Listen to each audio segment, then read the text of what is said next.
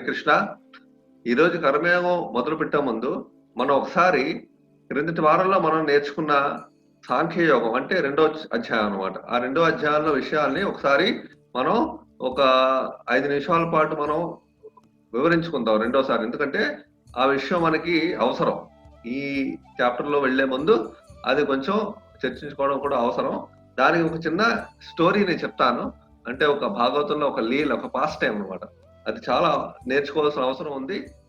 ఆ past time, ఆ లీల ఏంటంటే, ఒక చిత్రగజ మహారాజు అని ఒక మహారాజు ఉండేవాడు పూర్వం.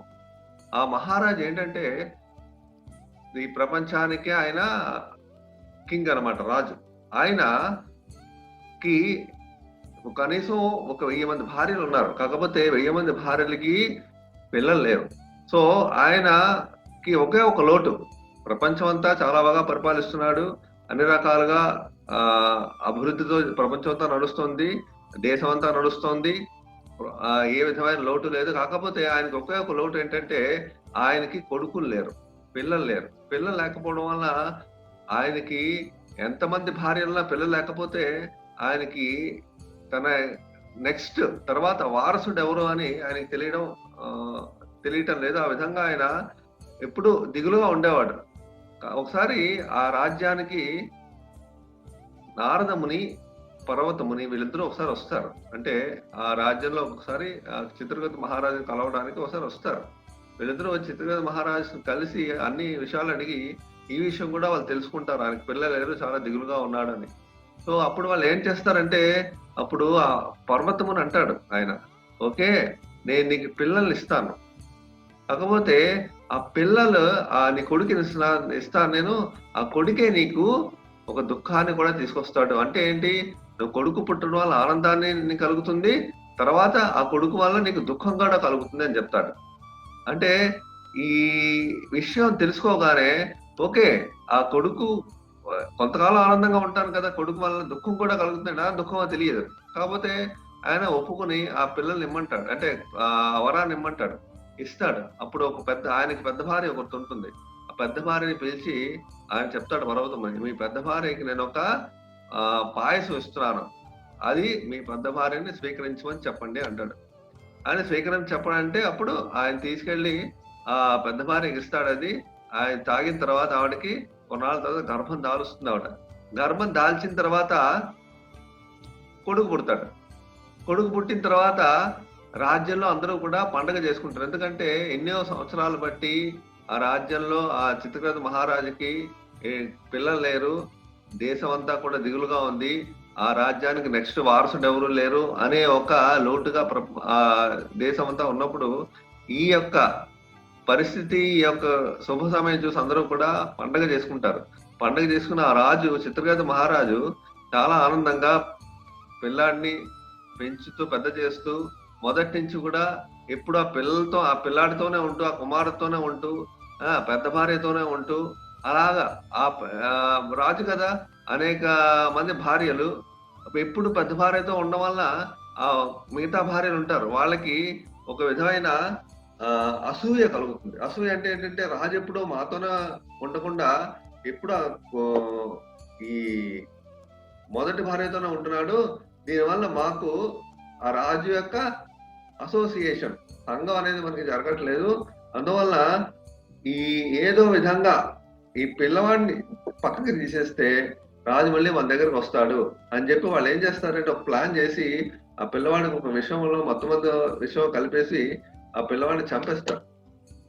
చంపేగానే ఆ పిల్లవాడు చనిపోగానే రాజు పూర్తిగా ఇంకా ఏంటంటే, ఇప్పటి వరకు ఆనందంగా ఉన్న మనిషి పిల్లలు లేరని దిగాలుగా ఉన్నాడు. పిల్లాడు పుట్టి ఆనందాన్ని ఇచ్చి మళ్ళీ దుఃఖాన్ని కూడా ఇచ్చాడు కదా, పర్వతమని చెప్పినట్టు.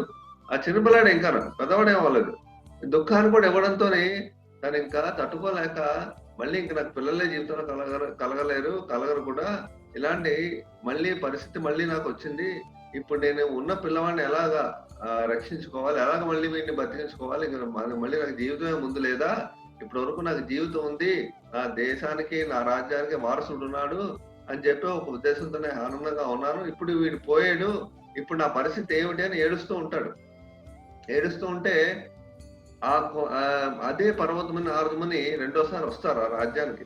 వస్తే రాజ్యం అంతా పూర్తి దిగాలుగా, పూర్తి షట్ డౌన్ అనమాట. ఇప్పుడు ఊరంతా కూడా కామ్గా ఉంటుంది, ఎక్కడ ఏముండదు, అందరూ కూడా దుఃఖ సాగరంలో ఉంటారు. అప్పుడు నారదముని పర్వతముని అడుగుతారు ఊళ్ళో ఉన్న వాళ్ళు, ఏమైంది ఊరంతా ఇలా కామ్గా ఉందని. అప్పుడు ఆ ప్రజలందరూ చెప్తారు, ఇలా రాజుకి కొడుకు పుట్టాడు కదా, కొడుకు మరణించాడు, చాలా చిన్న పిల్లవాడు, చాలా చిన్న వయసులోనే వెంటనే మరణించాడు అని చెప్తే అప్పుడు వాళ్ళందరూ కూడా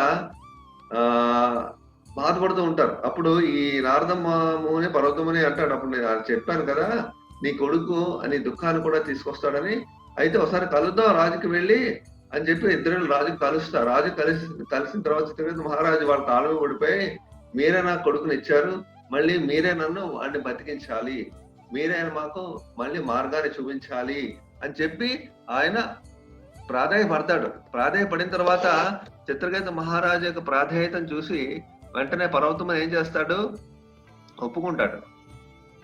ఒప్పుకుని, ఓకే నేను నీ కొడుకుని బతికిస్తాను మళ్ళీ, కాకపోతే ఆ కొడుకు చెప్పిన మాటలు విన్న తర్వాత నీకే జ్ఞానోదయం కలుగుతుంది అంటాడు. అంటే దాని అర్థం ఏంటి, ఆ కొడుకు జ్ఞానం ఉన్న, చాలా మేధావి, చాలా ఉన్న జ్ఞానవంతుడి కింద మాట్లాడతాడు. కొడుకుని ఎప్పుడైతే బతికిస్తాడో పర్వతముని, వెంటనే కొడుకు లేస్తాడు, చిన్నపిల్లవాడే మళ్ళీ లేచి ఏం చెప్తాడంటే, ఫస్ట్ ఏమడుగుతాడంటే నువ్వెవరని అడుగుతాడు. నువ్వెవరని అనగానే, అదేంటి నాయన ఇప్పుడే కదా నాతోనేగా ఉన్నావు, ఇప్పుడు మళ్ళీ నువ్వు మరణించావు, మళ్ళీ ఆయన పర్వతము నేను మళ్ళీ బతికించారు, నన్ను ఎవరని అడుగుతున్నావేంటి అంటాడు. లేదు నువ్వు నాకు ఎవరని అడుగుతాడు. అంటే నేను నీకు తండ్రిని కదా అంటాడు. అంటే అప్పుడు అంటాడు, నువ్వు నీ యొక్క తండ్రి నెంబర్ ఎంత అని అడుగుతాడు. అంటే ఏంటి, నువ్వొక్క తండ్రివి, బట్ ఎన్నో తండ్రివి నువ్వు, నాకు ఇంతకు ముందు చాలా తండ్రులు ఉన్నారు, తల్లులు ఉన్నారు, అందులో నీ తండ్రి నెంబర్ ఎంత అని అడుగుతాడు. అప్పుడు చిత్రకేతు మహారాజుకి అప్పుడు విషయం కొంచెం అర్థమవుతుంది. అంటే ఏంటి, ఇలాగా మనం ప్రతి జన్మలోని మనం తల్లిదండ్రులు, భార్యాభర్తలు, పిల్లలు, ఇలా మనకి శరీరాలను మారుస్తూనే ఉన్నాం. ఇదే విషయం అనేది అర్జునుడు సందిగ్ధంలో పడ్డాడు. అంటే అర్జును యొక్క సందేహం ఏంటి, ఇక్కడ వీళ్ళందరినీ నేను చంపాలి, వీళ్ళందరూ చంపితే మళ్ళీ నాకు వీళ్ళ దేహం మీద ఆత్మభావన అనమాట. అంటే దేహం మీద భావన వల్ల వాళ్ళ యొక్క నిజ స్వరూపం అనేది, ఆత్మ అనేది ఎప్పుడూ కూడా చావదు, శరీరమే మరణిస్తుంది. శరీరం అనేది పోతుంది తప్పించి, మారుతుంది తప్పించి, ఆత్మ అనేది మనకి మరణం రాదు. ఆత్మని ఇంకో శరీరానికి వెళ్తుంది. ఇవాళ ఒక రోజు ఒక డ్రెస్ వేసుకుంటాం, రేపు ఇంకో డ్రెస్ వేసుకుంటాం. ఆ విధంగా మన డ్రెస్సులు మార్చినట్టు మన ఈ శరీరాలు మారతాయి. అంటే ఏంటి, ఈ జన్మలోనే మనకి చాలా శరీరాలు వచ్చాయి కదా. చిన్న వయసులో మన శరీరం ఒకటి, పెద్ద వయసు వచ్చేసరికి శరీరం మారింది. అలాగే మన శరీరాలు మారుతున్నాయి. ఇప్పుడున్న జన్మలోనే మారుతున్నప్పుడు మరణం రాగా ఇంకో శరీరానికి మనం వెళ్తున్నాం. సో ఈ విధంగా మనం జనన మరణ బంధంలో ఉన్నాం. ఆ విషయాన్ని ఎప్పుడైతే చెప్తాడో చిత్రకేతు మహారాజుకి, ఆ చిన్న పిల్లవాడు, అప్పుడు చిత్రకేతు జ్ఞానోదయం కలిగి, అప్పుడు ఆ జ్ఞానం నుంచి పర్వతముని నారదముని ఇచ్చిన ఉపదేశాలు తీసుకుని అక్కడి నుంచి ఆయన ఆధ్యాత్మిక మార్గంలో వెళ్ళిపోతాడు. అంటే దాని అర్థం ఏంటంటే, ఇదే విధంగా అర్జునుడు కూడా ఇదే పరిస్థితుల్లో ఉన్నాడు. ఇదే పరిస్థితుల్లో ఉండి తను ఏం చేయాలి అనే విషయాన్ని శ్రీకృష్ణ భగవాన్ దగ్గర శరణం పొంది ఆ విషయాన్ని నేర్చుకున్నాడు అనమాట.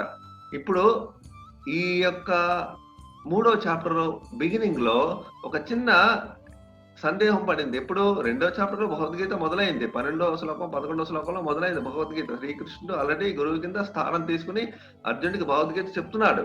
కాకపోతే ఆయన చెప్తున్నప్పుడు కొన్ని శ్లోకాలు, అంటే 2వ అధ్యాయంలో 39వ శ్లోకంలో ఒక శ్లోకం చెప్తాడు.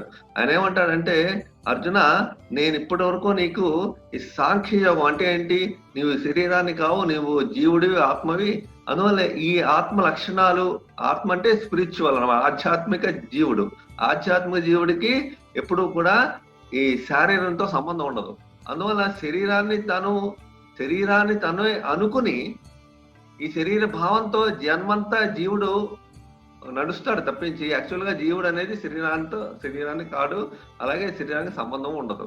కాకపోతే ఈ యొక్క విషయాన్ని ఈ శరీరం, ఆత్మ విషయాల్ని క్లియర్‌గా చెప్పిన తర్వాత 39 శ్లోకంలో ఏం అంటాడంటే, ఈ జ్ఞానం, ఆత్మ జ్ఞానం అనేది నీకు చెప్పాను.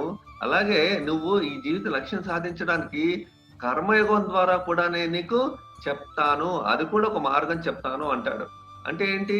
అంటే నువ్వు ఎప్పుడైతే కర్మయోగంలో ఉన్నావో, మొదలు పెడుతున్నావో, కర్మయోగంలో ఉన్నవాళ్ళు ఆత్మజ్ఞానం గురించి కూర్చుని నేర్చుకోవాల్సిన అవసరం చెయ్యరు వాళ్ళు. ఎందుకంటే కర్మయోగం చేసిన వాళ్ళు కర్మ ద్వారా ముక్తిని పొందుతారు.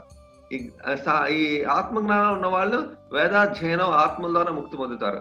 ఇదొక మార్గం, అదొక మార్గం. కాకపోతే చూడడానికి రెండు వేరువేరుగా కనబడతాయి కానీ కర్మయోగం ద్వారా వాళ్ళు ఆత్మజ్ఞానాన్నే పొందుతారు. పొంది మళ్ళీ పైకి వెళ్తూ ఉంటారు. ఆ రెండు ఒకదానితో లింక్గా ఉంటాయి. కాబట్టి అర్జునుడు ఎలా అర్థం చేసుకున్నాడంటే, ఈ రెండు కూడా సెపరేట్ గా అనుకుని, అయితే నేను ఆత్మజ్ఞానం సైడ్ వెళ్ళి వేదాధ్యయనం చేసుకుంటూ కర్మలను ఆపేస్తాను, దానివల్ల నాకు వీళ్ళని చంపవలసిన అవసరం లేదు అంటాడు. సో ఈ విధంగా అర్జునుడు ఎప్పుడైతే ఈ విధంగా చెప్పాడో అప్పుడు శ్రీకృష్ణ భగవానుడు, అయితే నేను నీకు ఇప్పుడు కర్మయోగం చెప్తున్నాను ఈ విధంగా అప్పుడు శ్రీకృష్ణ కర్మయోగం మొదలు పెడతాడు. అంటే అర్జునుడికి ఒక డౌట్ వచ్చింది, నేను ఇది చేయాలా అది చేయాలా, అదే సందిగ్ధం అన్నమాట. ఈ రెండు విషయాలకి సందిగ్ధాన్ని అర్జునుడు వ్యక్తం చేస్తున్నాడు. ఆ సందిగ్ధం అనేది ఒకటో రెండు శ్లోకాల్లో చెప్తాడు. అలాగే కర్మకాండ, కర్మయోగం గురించి మనం యొక్క విషయాలను మనం 3 నుంచి 16 శ్లోకాలు మనం నేర్చుకుంటాం. అలాగే నిష్కామ కర్మయోగం గురించి కూడా మనం నేర్చుకుంటాం. అలాగే మనం పాపకార్యాలు ఎందుకు చేస్తాం కూడా మనం నేర్చుకుంటాం.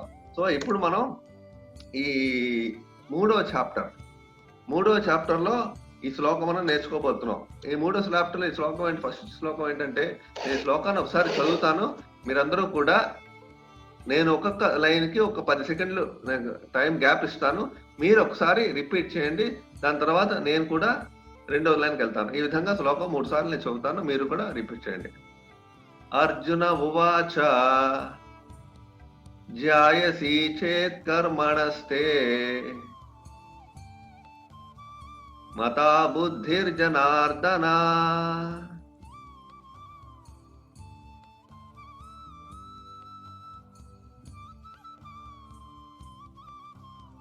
తత్కిం కర్మాణి ఘోరే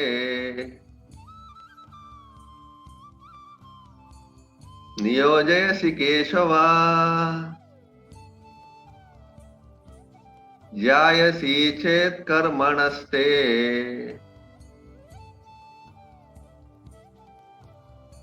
మతా బుద్ధిర్జనార్దన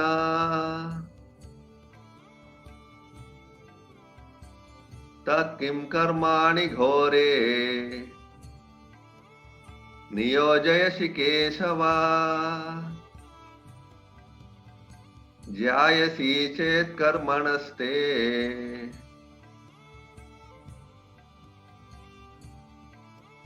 మతా బుద్ధిర్జనార్దన తత్కిం కర్మాణి ఘోరే నియోజయసి కేశవ. అర్జునుడు ఈ విధంగా పలికిన, ఓ జనార్దన, ఓ కేశవ, కామ్యకర్మము కన్నను బుద్ధియే ప్రశస్తరము అని నీవు భావించినచో ఎందుకు నన్నిటి ఘోరమైన యుద్ధమునందు వినియోగింపకోరుచున్నావు అని చెప్పి అర్జునుడు డౌట్ అడుగుతున్నాడు అన్నమాట. సందిగ్ధంలో అడుగుతున్నాడు, నువ్వే ఆత్మజ్ఞానం నేర్చుకుని, వేదాధ్యయనం నేర్చుకుని, ఆ విధంగా సాంఖ్యయోగంలో నేను వెళ్తాను, నేను ఈ కర్మ చేయక్కర్లేదు కదా, అలాంటప్పుడు నన్ను కర్మయోగంలో నువ్వు ఎందుకు పెడుతున్నావు అని అర్జునుడు ఒక ప్రశ్న వేస్తున్నాడు శ్రీకృష్ణ భగవానుడికి. అర్జునుడి సందిగ్ధం అన్నమాట ఇది. నా కర్మల ఫలములు అనుభవించడం కన్నా ఆత్మానుభవం పొందుటే చాలా ముఖ్యమని అయినప్పుడు నేను ఎందుకు యుద్ధం చేయాలని అడుగుతున్నాడు అర్జునుడు. సో ఇక్కడ కర్మయోగం స్టార్ట్ అవుతుంది అనమాట. శ్రీకృష్ణ భగవానుడు కర్మయోగం ఇక్కడ మనకు మొదలు పెడుతున్నాడు. సో ఈ శ్లోకం 1-2 శ్లోకాల్లో ఆయన చెప్పిన సందిగ్ధాన్ని మొదలుపెట్టి అనుకుని అక్కడి నుంచి స్టార్ట్ చేస్తున్నాడు కర్మయోగాన్ని. సో ఈ కర్మయోగ సాంఖ్యయోగానికి ఒక చిన్న వ్యత్యాసం మనం అర్థం చేసుకుందాం. మనం కొంచెం చర్చించాం, ఇంకొంచెం డీటెయిల్ గా మనం ఈ యొక్క కర్మయోగం అంటే ఏంటి, ఈ సాంఖ్యయోగం అంటే ఏంటి అనే విషయాన్ని మనం కొంచెం తెలుస్తుంది. దీని ఎగ్జాంపుల్ ఏం లేదు, ఇప్పుడు మామూలుగా తీసుకున్నారు అనుకోండి మీరు, సాంఖ్యయోగం అంటే ఏంటంటే కొంతమంది ఈ యోగా ప్రాక్టీస్ చేస్తున్న వాళ్ళు ఉంటారు. అంటే ఏంటి, వాళ్ళు పెద్దగా పనులు ఏం చేయరు, అంటే కర్మలు ఏం చేయరు, వాళ్ళు ఏం పని చేయకుండా వాళ్ళు ఎప్పుడు ధ్యానం చేయడమో, లేకపోతే ఏదో బుక్స్ చదవడం అంటే వేద అధ్యయనం, శాస్త్ర జ్ఞానం అధ్యయనం చేయడమో, ఈ పనుల మీదే ఉంటారు. వేద జ్ఞానాన్ని, వేద వాంగ్మయాన్ని, వేద శాస్త్రాలు నేర్చుకుంటూ ఉంటారనమాట వాళ్ళు. ఈ యొక్క ఆత్మ జ్ఞానం ఇవన్నీ కూడా. ఇలాంటి వాళ్ళు పెద్దగా అన్ని పనుల్లో వాళ్ళు వినియోగించబడరు. వాళ్ళు ఏమి చెయ్యరనమాట. వినియోగించడం కాకుండా అదే పనుల మీద ఉంటారు వాళ్ళు. ఈ అదే అలాంటి వాళ్ళు ఎప్పుడు కూడా శాస్త్రం మీద డిస్కషన్స్, చర్చలు ఇవన్నీ చేస్తుంటారు. సాంఖ్యయోగులు చాలా మంది ఉన్నారు ఇప్పుడు ప్రపంచంలో. వీళ్ళేంటంటే ఈ సన్యాసం తీసుకొని వాళ్ళు చేస్తూ ఉంటారనమాట. కానీ దాని యొక్క దానికి కూడా కొన్ని విషయాలు మనం నెక్స్ట్ స్లైడ్‌లో తెలుసుకుంటాం. కర్మయోగం అంటే ఏంటంటే, ఇప్పుడు కర్మయోగంలో అందరూ ప్రపంచంలో అందరూ అనుసరించగలిగే విధానం అన్నమాట ఇది. అందరికి ఏంటంటే అందరూ ఈ అన్ని బాధ్యతలు వదిలేసి సాంఖ్యయోగం రాలేరు కదా అందరూ కూడా. అందువల్ల శ్రీకృష్ణుడు మనకి కర్మయోగం ఉపదేశిస్తున్నాడు. కర్మయోగం అందరికీ చేయవలసింది, అందరూ చేయగలిగింది ఈజీగా, వాళ్ళకి కష్టమైంది కాదు. ఉన్న స్థానంలోనే ఏ స్థానంలో బ్రాహ్మణుడు ఉన్నాకోండి, బ్రాహ్మణుడు బ్రాహ్మణ వృత్తి చేసుకుని వేద శాస్త్రాల్ని అందరికీ బోధించి ఆయన వృత్తిలో ఆయన ఉంటాడు. అలాగే క్షత్రియుడు అనుకోండి, రాజ్యాన్ని పరిపాలించడం, ఆ రాజ్యాన్ని రక్షణ కల్పించడం, మనుషులందరికీ కూడా దేశంలో ఉన్న ప్రజలందరికీ రక్షణ కల్పించి వాళ్ళని పరిపాలించడం అనేది వృత్తిలో ఉంటాడు. అదే వృత్తిలో భగవానికి లింక్ చేస్తాడు, కనెక్షన్ చేస్తూ ఈ యొక్క వృత్తిని నడిపిస్తాడు. అలాగే మనం చెయ్యాలని మనం ముందు శ్లోకాలు మనం నేర్చుకుందాం. అలాగే ఇప్పుడు వైశ్యులు ఉన్నారనుకోండి, వాళ్ళు ఏం చేస్తారు? కృషి, గోరక్ష, వాణిజ్యం అనే 3 విషయాలు వాళ్ళు చేస్తూ ఉంటారు. ఏంటంటే వాళ్ళు వ్యవసాయం చేయడం, జంతువులు అంటే ఆవుల్ని కాపాడడం, అలాగే ఆవుల్ని రక్షణ కల్పించడం, ఆవుల్ని పెంచడం, అలాగే ఈ వాణిజ్యం, బిజినెస్ అన్నమాట. వాణిజ్యం, వ్యాపారం చేయడం, ఇవన్నీ కూడా వైశ్యులు చేసే పనులు అన్నమాట. అలాగే శూద్రులు అంటే చేసే పనులు ప్రపంచంలో శూద్రులు అనేది చేసేవాళ్ళంటే ఈ 3 వర్గాల వరకే ఒక సేవల కింద, పరిచారకుల కింద వాళ్ళు చేస్తారు సేవ. అంటే వాళ్ళ కింద పనిచేస్తారు వీళ్ళు. సో ఈ విధంగా అందరూ వాళ్ళ యొక్క ప్రొఫెషన్, వాళ్ళ యొక్క వృత్తిలో ఉంటూ భగవంతునికి వాళ్ళు చేసిన వృత్తికి, వాళ్ళు చేస్తున్న ఆ యొక్క జీవితంలో వాళ్ళు చేస్తున్న పనులకి భగవంతునికి కనెక్షన్ చేస్తూ అలాగే జీవితాన్ని గడుపుతూ శాస్త్ర ప్రకారం వాళ్ళ జీవితాన్ని గడుపుతారు. ఈ విధంగా కర్మయోగం అందరికీ సాధ్యమైంది. అంతే తప్పించి ఈ సాంఖ్యయోగం అనేది అందరికీ సాధ్యం కాని విషయం, ఎవరో కానీ చేరేది. అలాగే అందుకే ఏంటంటే మన జీవితంలో ఆధ్యాత్మిక జీవితం అనేది ఎక్కడ మనకి స్టార్ట్ అయిందంటే, ఆధ్యాత్మిక జ్ఞానం నేర్చుకోవాలి. నేర్చుకోవడం కాకుండా మన ధర్మం కూడా నిర్వర్తిస్తూ ఉండాలి. మన పరిస్థితులను బట్టి, మన లక్షణాలు బట్టి ఒక్కొక్క ధర్మం, ఒక్కొక్క లక్షణం, ఒక్కొక్క ధర్మం నిర్వర్తిస్తుంది. సో ఈ విధంగా మనం ఆధ్యాత్మిక జ్ఞానం, ధర్మం కూడా చేస్తూ మన జీవితాన్ని ముందుకు తీసుకెళ్ళాలి. ఆ ధర్మం ఏంటి? ధర్మంలో 2 రకాలున్నాయి. క్రిందటి వారం క్లాసులో 2వ చాప్టర్ క్లాసులో మనం నేర్చుకున్నాం స్వధర్మం, సనాతన ధర్మం అని. ఈ స్వధర్మం, సనాతన ధర్మం మనం ఏంటంటే, స్వధర్మం అనేది ఈ మన యొక్క వృత్తి, మన యొక్క స్వభావం ప్రకారం మనం చేసే వృత్తి, అది స్వధర్మం. అలాగే సనాతన ధర్మం అంటే ప్రపంచంలో అందరూ చేసేది అన్నమాట. అది అంటే భగవంతునికి డైరెక్ట్ గా ఆధ్యాత్మికమైన జీవితం, భగవంతునికి చేయవలసిన సేవ, భగవంతునికి మనం చేయవలసిన యాక్టివిటీస్, ఇవన్నీ కూడా సనాతన ధర్మం. ఇది అందరికీ వర్తిస్తుంది. వీళ్ళు వాళ్ళని తేడా ఉండదు. సనాతన ధర్మాలు అందరూ దానికి ఒకటే. సనాతన ధర్మం అంటే ఈ మనుషులు ఎప్పుడు కూడా ఈ 2 రకాలు చేయాలని మనకి పాఠం నేర్చుకుంటున్నాం. ఇప్పుడు ఈ యొక్క సాంఖ్యయోగంలో కొంతమంది, ఈ కర్మయోగం సైడ్ రాకుండా సాంఖ్యయోగంలో కొంతమంది ఉంటారు. వాళ్ళు ఏంటంటే ఈ యొక్క మార్గంలో అంటే వేద అధ్యయనం చేస్తూ, ధ్యానం చేసుకుంటూ ఇలాంటి వాళ్ళు ఉంటారు. వాళ్ళలో కొంతమంది ఏంటంటే మనం చూస్తుంటాం, చాలా మంది టీవీల్లో చూస్తాం, లేకపోతే చాలా మంది చోట్ల చూస్తాం. యోగుల్లా కనబడతారు, బాబాజీలా మనకు కనబడతారు. కానీ వాళ్ళు చూస్తే ధ్యానాలు చేసుకుంటున్నారు, వాళ్ళకి చాలా శక్తులు ఉంటాయి అని చెప్పి మనం అనుకుంటాం. వాళ్ళకు ఉండొచ్చు కూడా శక్తులు. కాకపోతే ఒక సైడ్ వాళ్ళకి శక్తులు, ధ్యానాలు అన్ని చేస్తున్నా సరే, అధ్యయనాలు అవన్నీ చేస్తున్నా, ఇంకొక సైడ్ వాళ్ళకి అన్ని దురలవాట్లు ఉంటాయి అన్నమాట. దురలవాట్లు అంటే వాళ్ళకి మైండ్ అనేది అన్నిటి మీద అట్రాక్ట్ అవుతుంది. ఈ వ్యసనాల మీద, స్త్రీ వ్యామోహం మీద అట్రాక్ట్ అవుతుంది. అలాంటి వాళ్ళు కూడా, అందుకే శ్రీకృష్ణుడు ఏమంటున్నాడు, ఈ శ్లోకం చెప్తున్నాడు, ఎవరైతే ఈ యొక్క యోగులని చెప్పబడి బయటికి మాత్రం మేము స్వామీజీలో చెప్పబడి, ఎవరైతే వెనకాతల వాళ్ళ ప్రైవేట్ లైఫ్ అన్నమాట. ప్రైవేట్ లైఫ్‌లోని ఈ విధంగా అన్నిటికీ కూడా వాళ్ళు లోబడిపోయి, ఇంద్రియాలకు లోబడిపోయి, వ్యసనాలకు లోబడిపోయిన వాళ్ళు బయటికి మాత్రం సమాజంలో కనబడతారు, వెనకాల నిలబడతారు. కాబట్టి వాళ్ళని మిథ్యాచారి అని శ్రీకృష్ణుడు చెప్తున్నాడు. ఈ శ్లోకం మనం ఒకసారి చదువుతాను నేను. ఈ శ్లోకం మీరు ఒకసారి నాతో రిపీట్ చేయండి. భగవద్గీత 3.6 కర్మేంద్రియాణి సంయమ్య ఏయాస్తే మనసా స్మరన్ ఇంద్రియార్థాన్ విమూఢాత్మా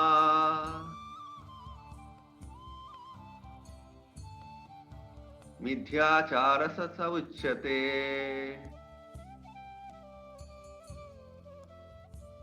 కర్మేంద్రియాణి సంయమ్య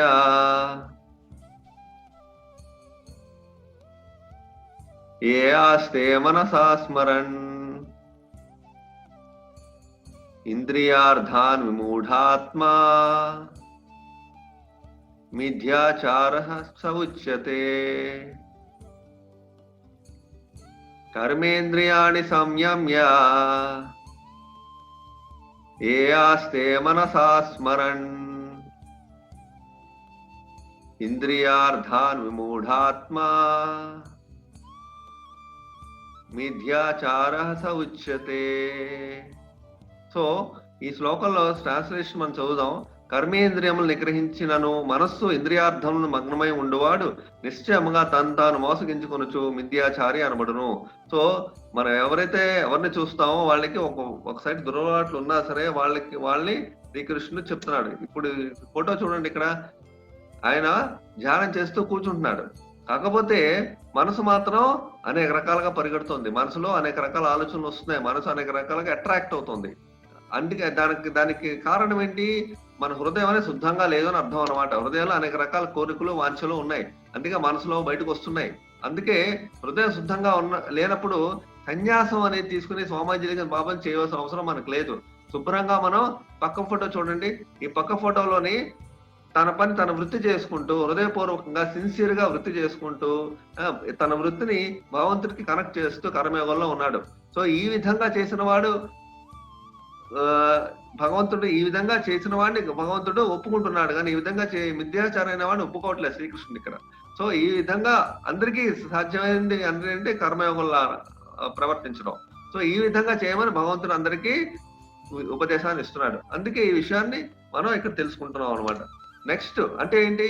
ఈ పాఠం మనం ఇక్కడ ఏం నేర్చుకున్నాం అంటే, కొంతమంది అనుకుంటారు నేను కర్మ చేయకపోతే నేను హ్యాపీగా బంధం అనేది నాకు ఉండదు, నాకు బంధం లేకుండా నేను హ్యాపీగా ఉంటాను, నాకు భౌతిక ప్రపంచంలో మనకి నెక్స్ట్ జన్మ నాకు అక్కర్లేదు, నాకు విముక్తి వచ్చేస్తుంది అని ఒక విధమైన అపోహతో ఉంటారు. కాకపోతే శ్రీకృష్ణుడు ఈ విషయాన్ని అక్కడ ఖండిస్తున్నాడు. ఏమంటున్నాడు? కర్మ చేయకపోతే నువ్వు బాగుంటావు, నీకేమి ముక్తి వచ్చేస్తుందనే గ్యారంటీ ఏం లేదు. ఎందుకంటే మనం కర్మ చేయడం మానేసినా సరే నిద్రపోతాం, ఏదో ఒకటి తినడం ఒక కర్మే కదా. అలాగే గాలి పీల్చడం కూడా కర్మే. శ్వాస పీలుస్తున్నాం, శ్వాస వెళ్తోంది, పడుకుంటాం. మనం ఏది చేసినా సరే కర్మ కింద. కర్మించకుండా ఎవడో ఉండలేడు, జీవించలేడు కూడా. అందులో కర్మ చేయకుండా ఏమి చేయకుండా ఉంటే సాధ్యం కాదు. నాకేమి భౌతిక బంధం ఉండదు అని అనుకోవడం కూడా సాధ్యం కాదు. అలాగే సన్యాసం తీసుకుంటే చాలా మంది కర్మ నుంచి వెంటనే విముక్తి అయిపోతుంది అని చెప్పి ఆశ్రమాలు చాలా మంది తీసుకుంటారు. సన్యాసులు అయిపోయి చాలా మంది, కొంతమంది ఆ సన్యాసాశ్రమం తీసుకుని వెళ్ళిపోతారు. సో ఈ విధంగా చేసినా సరే మనసు శుద్ధంగా లేకపోతే సన్యాసి అయినా సరే ఉపయోగం లేదు. ఎందుకంటే మనసు అనేది ముఖ్యం, మనసులో శుద్ధంగా ఉండడం ముఖ్యం. సో ఈ విధంగా ఏదైనా సరే మన హృదయం శుద్ధంగా లేనప్పుడు మనకి ఇది కర్మయోగం అనేది మాత్రమే మనకి ఈజీగా అందరూ ఫాలో అయ్యే విధానం అనమాట. సో ఈ విషయం మనం నేర్చుకుంటున్నాం. ఇప్పుడు కర్మయోగంగా మనం వస్తున్నాం. కర్మయోగంలోని 3 రకాల విషయాలు ఉన్నాయి మనం తెలుసుకోవాల్సినవి. ఒకటి కర్మ, ఇంకోటి వికర్మ, ఇంకోటి అకర్మ. ఈ కర్మ, వికర్మ, అకర్మ అనేది ఏంటంటే, ఒకటి కర్మ అనేది శాస్త్రబద్ధంగా మనం చేయు పనులు అన్నమాట. శాస్త్రబద్ధంగా శాస్త్రం ఏం చెప్పిందో వాటిని మనం అనుసరిస్తాం, కర్మ అన్నమాట. కర్మ అంటే ఏంటి? శాస్త్రం మనకి పలానా పూజ చెయ్యి, పలానా వ్రతం చెయ్యి, పలానా యజ్ఞం చెయ్యి, ఈ విధమైన యజ్ఞం అవన్నీ శాస్త్రం మనకి చెప్తోంది, అది మనం అనుసరిస్తాం. అది కర్మ అన్నమాట. వికర్మ అంటే ఏంటి? శాస్త్రం అనేది చెప్పదు ఈ విధంగా నడవమని చెప్తే మనం ఇంకో విధంగా నడుస్తాం, ఈ విధంగా ప్రవర్తించబడి ఇంకో విధంగా ప్రవర్తిస్తాం. అంటే శాస్త్రం ఏం చెప్తోంది? చిన్న ఎగ్జాంపుల్స్ చెప్తాను నేను. ఎప్పుడు కూడా ఒక మనిషి అనేవాడు పెళ్లి చేసుకుని పిల్లల్ని కనాలి, పెళ్లి చేసుకుని పిల్లల్ని కనకూడదు.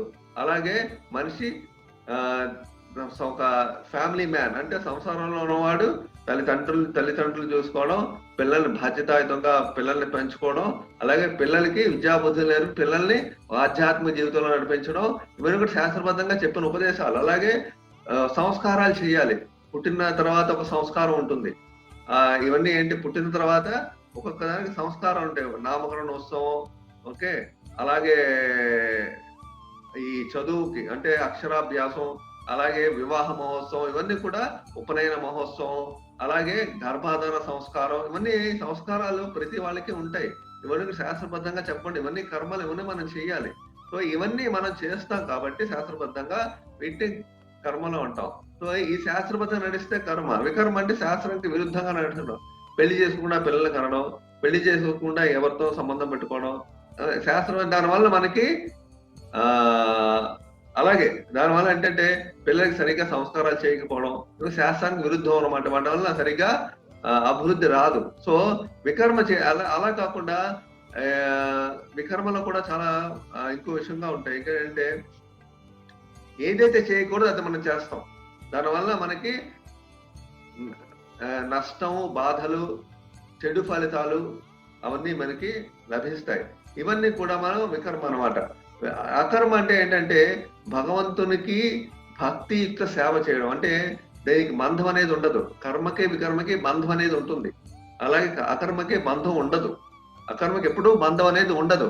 ఎందుకంటే భగవంతునికి మనం చేస్తున్న సేవ మన కోసం మనం చేసుకున్నట్లు అకర్మ వికర్మ మన కోసం మనం చేసుకుంటున్నాం.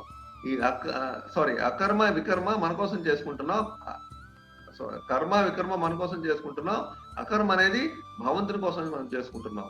ఎందుకంటే భగవంతునికి తృప్తి చేయాలి, భగవంతునికి ఆనందాన్ని ఇవ్వాలి, భగవంతునికి భక్తితో సేవ చేయాలి అని ఒక కోరిక మనలో ఉన్నప్పుడు భగవంతుని కోసం చేస్తున్నాం కాబట్టి దానికి ఫలితం భగవంతునికే వెళ్తుంది, మనకి రాదు. అందుకే మనకి బంధం అనేది ఉండదు. సో ఈ విధంగా అకర్మకి బంధం అనేది ఉండదు. సో ఈ మూడే మనం చేస్తాం ఈ ప్రపంచంలో. కర్మ శాస్త్రాన్ని ఫాలో అవుతాం, శాస్త్రాన్ని ఫాలో అవ్వకుండా ఉంటాం, లేదంటే ఈ మూడు తప్ప మనం ఇంకేం చేయం ప్రపంచంలో. సో ఇప్పుడు కర్మకాండ అనే, ఇప్పుడు మీరు కర్మ అకర్మ వికర్మ నేర్చుకున్నాం కదా. ఈ కర్మలోనే రెండు విషయాలు ఉన్నాయి.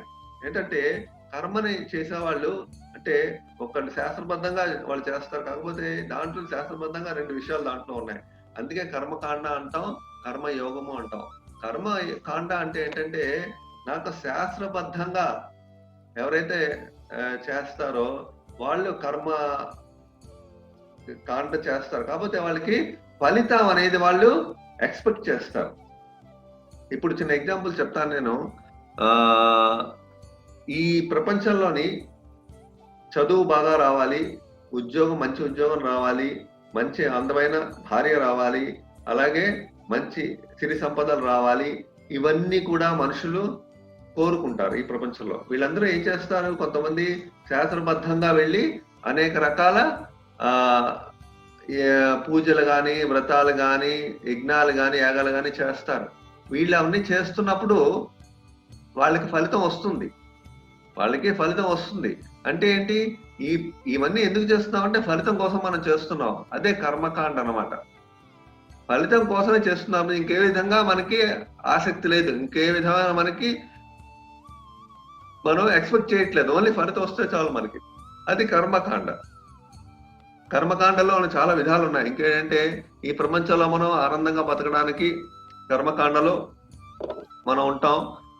కానీ కొంతమంది ఈ ప్రపంచంతో విషయాలన్నీ అనుభవించిన తర్వాత వాళ్ళకి ఈ ప్రపంచం కాకుండా ఇంకా పై లోకాలకి వెళ్ళి అక్కడ కూడా స్వర్గలోకంలో అనుభవిద్దాం అనే కోరికలు ఉంటాయి.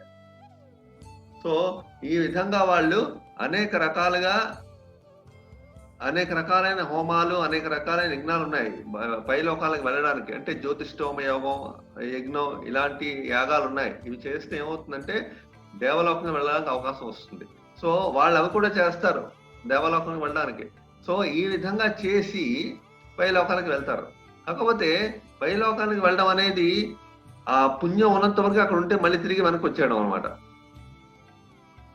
అంటే ఏంటంటే బ్యాంక్ బ్యాలెన్స్ లాగా. బ్యాంక్ బ్యాలెన్స్ మనకు ఉన్నంత వరకు మనం జీవితాన్ని శుభ్రంగా ఆనందంగా మనం గడిపిస్తాం. బ్యాంక్ బ్యాలెన్స్ అయిపోతే మనం ఇంకా మన దగ్గర డబ్బు లేకపోతే మనం జీవించడం కూడా కష్టం.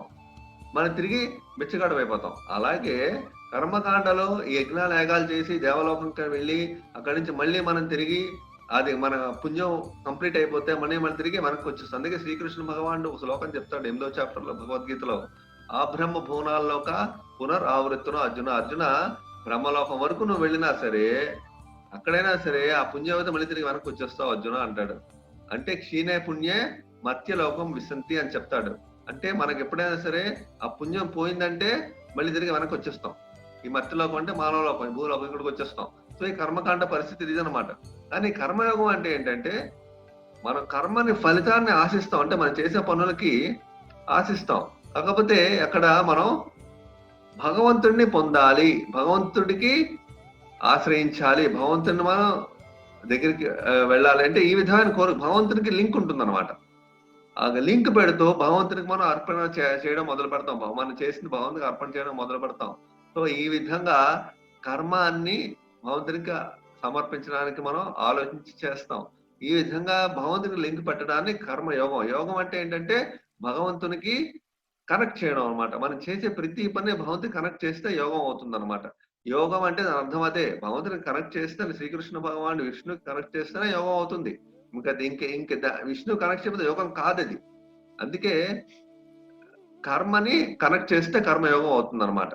సో ఈ విధంగా వాళ్ళకి కర్మ మీద ఇంట్రెస్ట్ ఉంటుంది, అది చెయ్యాలి, మనం పొందాలి, సంపదలు అనుభవించాలని కోరుకుంటుంది. అలాగే ఆ ఫలాన్ని ఆశిస్తారు. కాకపోతే వాళ్ళు కనెక్ట్ చేస్తారు కాబట్టి వాళ్ళు భగవంతుడితో ఎప్పుడు లింక్ పెట్టి ఉంటారు కాబట్టి వాళ్ళకి పెద్దగా బంధం అనేది వాళ్ళకి ఈజీగా ఉంటుంది. కర్మకాండ కన్నా కర్మయోగం మంచిది. సో ఈ విధంగా భగవంతుడికి లింక్ పెట్టి చేయడం అనేది చాలా ఉత్తమం కర్మయోగం. అందుకే శ్రీకృష్ణుడు ఏం చెప్తున్నాడు భగవద్గీతలో ఈ 3వ చాప్టర్ లో, నువ్వు ఈ సాంఖ్యోగం కన్నా ఈ కర్మయోగ సైడ్ రా. కర్మయోగ సైడ్ వస్తే అప్పుడు ఏమవుతుందంటే నువ్వు చేసే పనులని నాకు నువ్వు కనెక్ట్ చేస్తావు, నాకు అర్పిస్తావు. దానివల్ల నీకు బంధం అనేది ఉండదు. నువ్వు చేసిన గురువుని చంపినా, లేకపోతే నువ్వు భీష్మ పితామహుడిని చంపినా, ఎవరిని ఇంతమంది నీ తమ్ముడిని చంపినా నీకు బంధం రాదు. ఎందుకంటే నువ్వు నా కోసం పూర్తిగా చేస్తున్నావు కాబట్టి నీకు బంధం రాదని అది ఫాలో అవ్వమంటాడు. అదే విధంగా మనం కూడా జీవితంలో భగవంతుడు చెప్పినట్టు మనం అనుసరిస్తాం అనమాట. సో ఈ విధంగా చేస్తాం. అంటే ఇప్పుడు మనం కర్మయోగం తెలుసుకున్నాం, కర్మకాండ తెలుసుకున్నాం, కర్మ వికర్మ అకర్మ 3 తెలుసుకున్నాం. సో మనకి కర్మ గురించి ఒక ఐడియా మనకి ఇప్పుడు వచ్చింది, అవునా? ఇప్పుడు మనం ఏం చేయబోతున్నాం అంటే, ఇప్పుడు మనం ఈ ప్రపంచంలో భగవంతుడు సృష్టించాడు, ఈ ప్రపంచాన్ని సృష్టించాడు. ఎందుకంటే ఈ ప్రపంచంలో ప్రతి వాడు ఏదో ఒకటి చేయక తప్పదు. మనిషి ఏదో ఒక యాక్టివిటీ చేయక తప్పదు. అందువల్ల ఈ యాక్టివిటీ ఏమిటి చేయాలి ఈ ప్రపంచంలో అని చెప్పి భగవంతుడు మనకి ఈ యొక్క విషయాన్ని యజ్ఞ రూపంలో మనకి తెలియజేస్తున్నాడు. యజ్ఞ రూపం అంటే ఏంటంటే, భగవంతుడు విష్ణువు ఈ ప్రపంచాన్ని సృష్టించి అందరికీ కూడా ఈ ప్రపంచంలో నేను మీకు మానవుల్ని దేవతల్ని సృష్టిస్తున్నాను, వీళ్ళందరూ కూడా యజ్ఞాన్ని చేసి మీ జీవితాల్ని సార్థకం చేసుకోండి, మీ జీవితాల్ని సుఖమయం చేసుకోండి అని ఒక ఉపదేశాన్ని చేస్తున్నాడు మహావిష్ణువు, నారాయణుడు అనమాట. అది భగవద్గీతలో చెప్తాడు, యజ్ఞాలు చేసి మీరు ఆనందంగా ఉండండి అని. అందుకే మానవులు దేవతలు అందరూ కూడా యజ్ఞాల్లోనూ పాల్గొంటారు. ప్రతి లోకంలో కూడా యజ్ఞాలు జరుగుతాయి. ఆ యజ్ఞం అనేది ఎవరికి? విష్ణువుకి చేస్తారు వాళ్ళు. విష్ణు అందరికీ భగవంతుడు కాబట్టి, దేవతలకి ఆయన భగవంతుడే, మనకి భగవంతుడే. సో విష్ణుకి యజ్ఞం మనం చేయాలి. ఇక్కడ ఒక చిన్న ఫోటో ఉంది ఈ ఎడం చేతి వైపు చూడండి. ఆ ఫోటోలో ఎవరున్నారు? అన్ని రకాల దేవతలు ఉన్నారు. వాళ్ళ యొక్క అర్థం ఏమిటి, వాళ్ళు ఎందుకు అక్కడ ఉన్నారంటే, మనం ఇక్కడ చిన్న ఎగ్జాంపుల్ నేను చెప్తున్నా.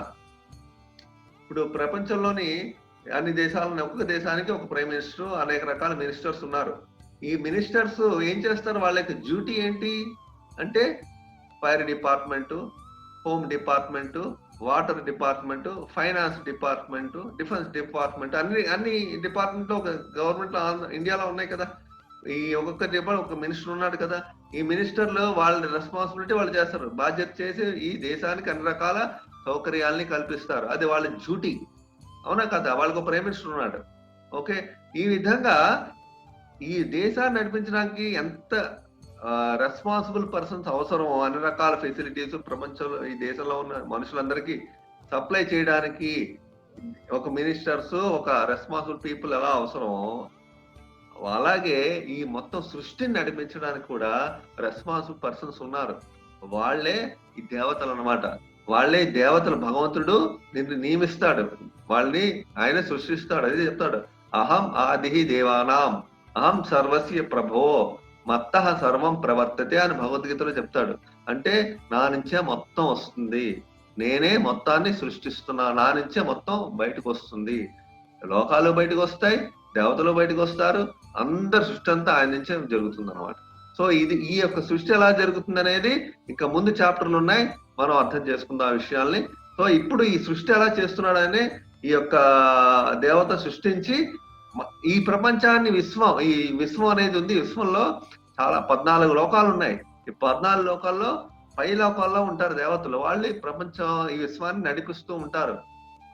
వాటర్ సప్లై, అలాగే హీట్ ఫైర్ అంటే అగ్నికి, అలాగే వాయువు, వాటర్, అలాగే ఈ పంటలు, ఇవన్నీ కూడా ఎక్కడి నుంచి వస్తున్నాయి? వాళ్ళే చేస్తున్నారు. ఇవన్నీ దేవతలే చేస్తున్నారు. లేకపోతే ఆటోమేటిక్ గా పంటలు ఎలా పండుతాయి, అలాగే నీళ్ళు ఎలా వస్తాయి, అలాగే హీట్ అనేది ఎక్కడి నుంచి వస్తుంది? ఇదంతా కూడా మనమే చేయట్లేదు, అన్ని వాళ్ళే చేస్తున్నారు.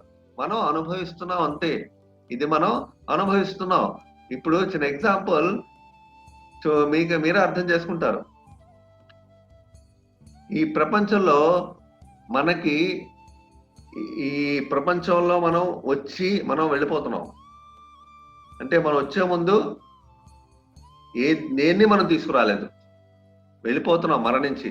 అప్పుడు మనం ఏం తీసుకుపోవట్లేదు, అన్ని ఇక్కడ అమర్చి ఉన్నాయి. ఈ అమర్చి ఉండడం వల్ల మనం వీటిని అనుభవిస్తున్నాం, వాడుకుంటున్నాం, మళ్ళీ తిరిగి వెళ్ళిపోతున్నాం. అంతే, మనకి దేంతో మనం తీసుకెళ్ళిపోవట్లేదు, దేన్ని తీసుకురావట్లేదు. సో అన్ని ఇక్కడ అమర్చి ఉన్నాయి అంతే. ఇది అమర్చన ఎవరు చేస్తున్నారు? మన ఇల్లు ఉంది, మన ఇంట్లోని వస్తువులన్నింటినీ మనం తీసుకొచ్చి పెట్టుకుంటే కానీ మనం వాడగలిగే అవకాశం ఉంటుంది. ఆ వస్తువులు నీళ్లు సప్లై చేసుకుంటాం, అన్ని రకాల అవసరాలు మన ఇంట్లో తెచ్చిపెట్టుకుంటే మనం వాడుకుంటాం. అలాగే మనం వస్తున్నాం కాబట్టి అన్ని రకాల సప్లై భగవంతుడు ఇక్కడ ఏర్పాటు చేశాడు మన కోసం, కృష్ణుడు ఏర్పాటు చేశాడు. కాబట్టి మనకి అన్నం అనుభవించే అవకాశం దొరికింది. అన్ని రకాల పండ్లు, అన్ని రకాల పువ్వులు, అన్ని రకాల విషయాలు కూడా మనకి ఎదురుగుండానికి సప్లై చేస్తున్నాడు ఆయన ఈ దేవతల ద్వారా. సో ఇవన్నీ కూడా అందుకే ఏం చెప్పాడు, మీరందరూ కూడా యజ్ఞాన్ని చేసి, యజ్ఞం ద్వారా భగవంతునికి మనం ఆ ఆయనకి సేవ చేయాలి, ఆయనకి భగవంతునికి ఒక ఆరాధన చేయాలి. ఆ యజ్ఞం చేయడానికి, దేవతలు యజ్ఞం చేయడానికి, మనం యజ్ఞం చేయడానికి ఇప్పుడున్న ప్రపంచం, ఇప్పుడున్న పరిస్థితుల్లో యజ్ఞం అనేది చేయాలి అంటే అందరికీ సాధ్యం కాదు. అది నెక్స్ట్ సైడ్ లో మనం చూస్తాం. యజ్ఞం అనేది ఏంటంటే, ఇప్పుడు ఎందుకు యజ్ఞం చేయాలి, ఎందుకు యజ్ఞం చేస్తే యజ్ఞం మనకేమవుతుంది, చేయకపోతే ఏమవుతుందనే ఈ శ్లోకంలో మనం చెప్తున్నాం. సో ఇప్పుడు మన యజ్ఞం అనేది ఏంటి? భగవంతునికి ఆరాధన. భగవంతునికి ఆరాధన అనేది ఏ రూపంలో చేయాలి అనేది మనం ఇప్పుడు నేర్చుకుంటున్నాం. కానీ ఈ శ్లోకంలో మనకి ఏం చెప్తున్నాడు? యజ్ఞార్థాత్ కర్మణో అన్యత్ర లోకోయం కర్మ బంధనః తదర్థం కర్మ కౌంతేయ ముక్త సంగ సమాచర. యజ్ఞార్థాత్ కర్మణో అన్యత్ర లోకోయం కర్మ బంధనః తదర్థం కర్మ కౌంతేయ ముక్త సంగ సమాచర. ఇది చాలా ముఖ్యమైన శ్లోకం. ఈ శ్లోకం అనేది భగవద్గీతలో 3వ పాయింట్ 9 అన్నమాట. ఈ శ్లోకం అనేది అందరూ మనం నేర్చుకోవాలి. ఎందుకంటే ఈ శ్లోకం మన జీవితాన్ని ఒక మార్గంలో తీసుకొస్తుంది. భగవంతుడు చెప్పినట్టు ఈ యజ్ఞం అనేది మీరు చేయాలి. యజ్ఞం చేయకపోతే ఈ ప్రపంచానికి మీరు బంధం ఏర్పడుతుంది. దానివల్ల మీరు ప్రపంచంలో అన్ని రకాల బంధాలతో ఉంటూ ప్రపంచం అనేది మనం అనుభవిస్తూ ఉండాలి. కష్ట సుఖాలు అనుభవిస్తూ ఉండాలి. అందుకే ఈ ప్రపంచం బయటికి రావాలంటే యజ్ఞం అనేది మనం తప్పనిసరిగా చేయాలి. ఎవరి కోసం చేయాలి? విష్ణువు కొరకు ఆ యజ్ఞం చేయాలన్నమాట. ఆ యజ్ఞం చేస్తే మనం ఆనందంగా ఉంటాం. అదే విషయం చెప్తున్నాడు. అందుకే నీ విద్యుక్త ధర్మాల్ని ఆ యజ్ఞ పురుషుడు ఆ విష్ణువు కోసమే చెయ్యి. విష్ణు యొక్క ప్రీతి అర్థం కోసమే నువ్వు చెయ్యి అని చెప్తున్నాడు. ఈ విధంగా నువ్వు ముక్తుడివై అవుతావు ఈ ప్రపంచంలో అని చెప్తున్నాడు. సో ఈ విధంగా యజ్ఞం చెప్తున్నాడు ఆయన. కానీ యజ్ఞాలు మనం చెయ్యాలి ఈ ప్రపంచంలో అంటే ఇప్పుడున్న ప్రజెంట్ పరిస్థితుల్లో పూర్వకాలం యజ్ఞాలు చేసేవాళ్ళు.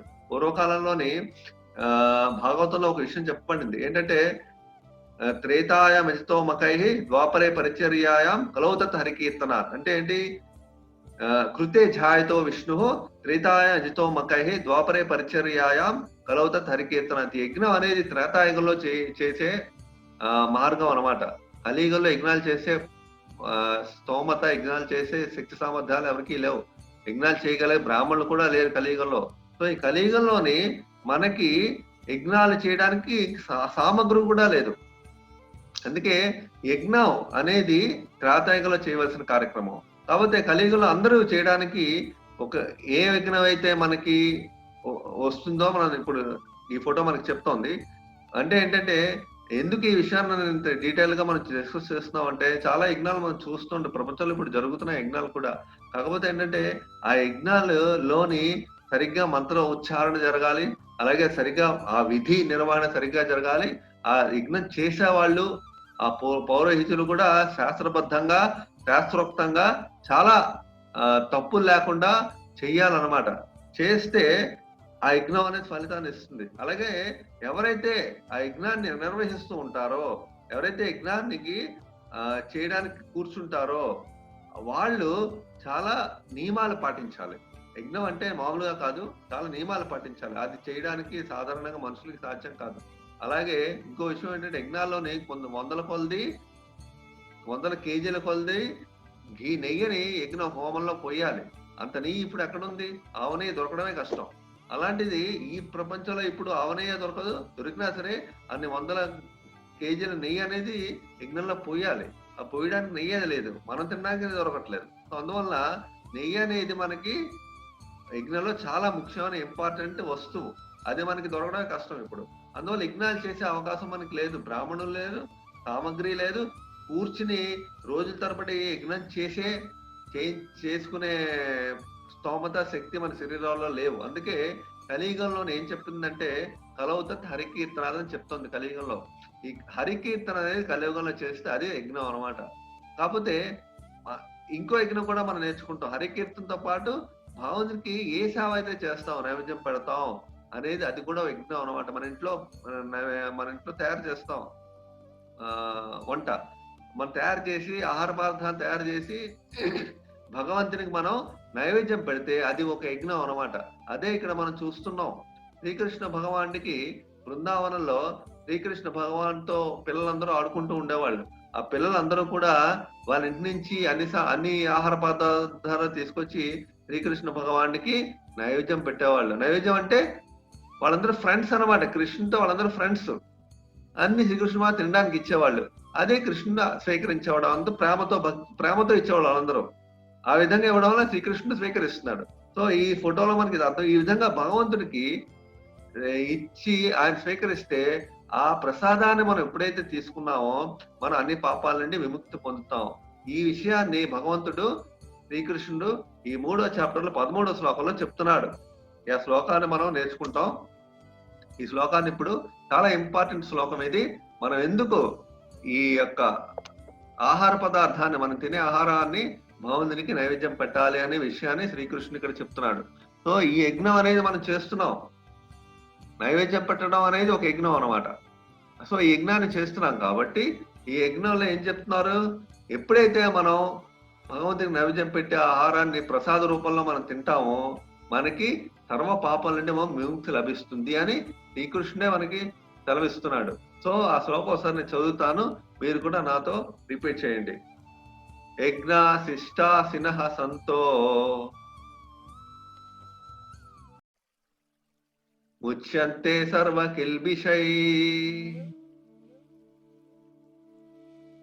భుంజతే తు అఘం పాపం ఏ పచంతే ఆత్మకారణాత్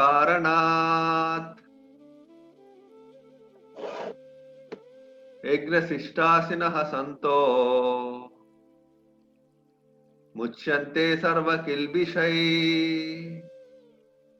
భుంజతే తు అఘం పాపం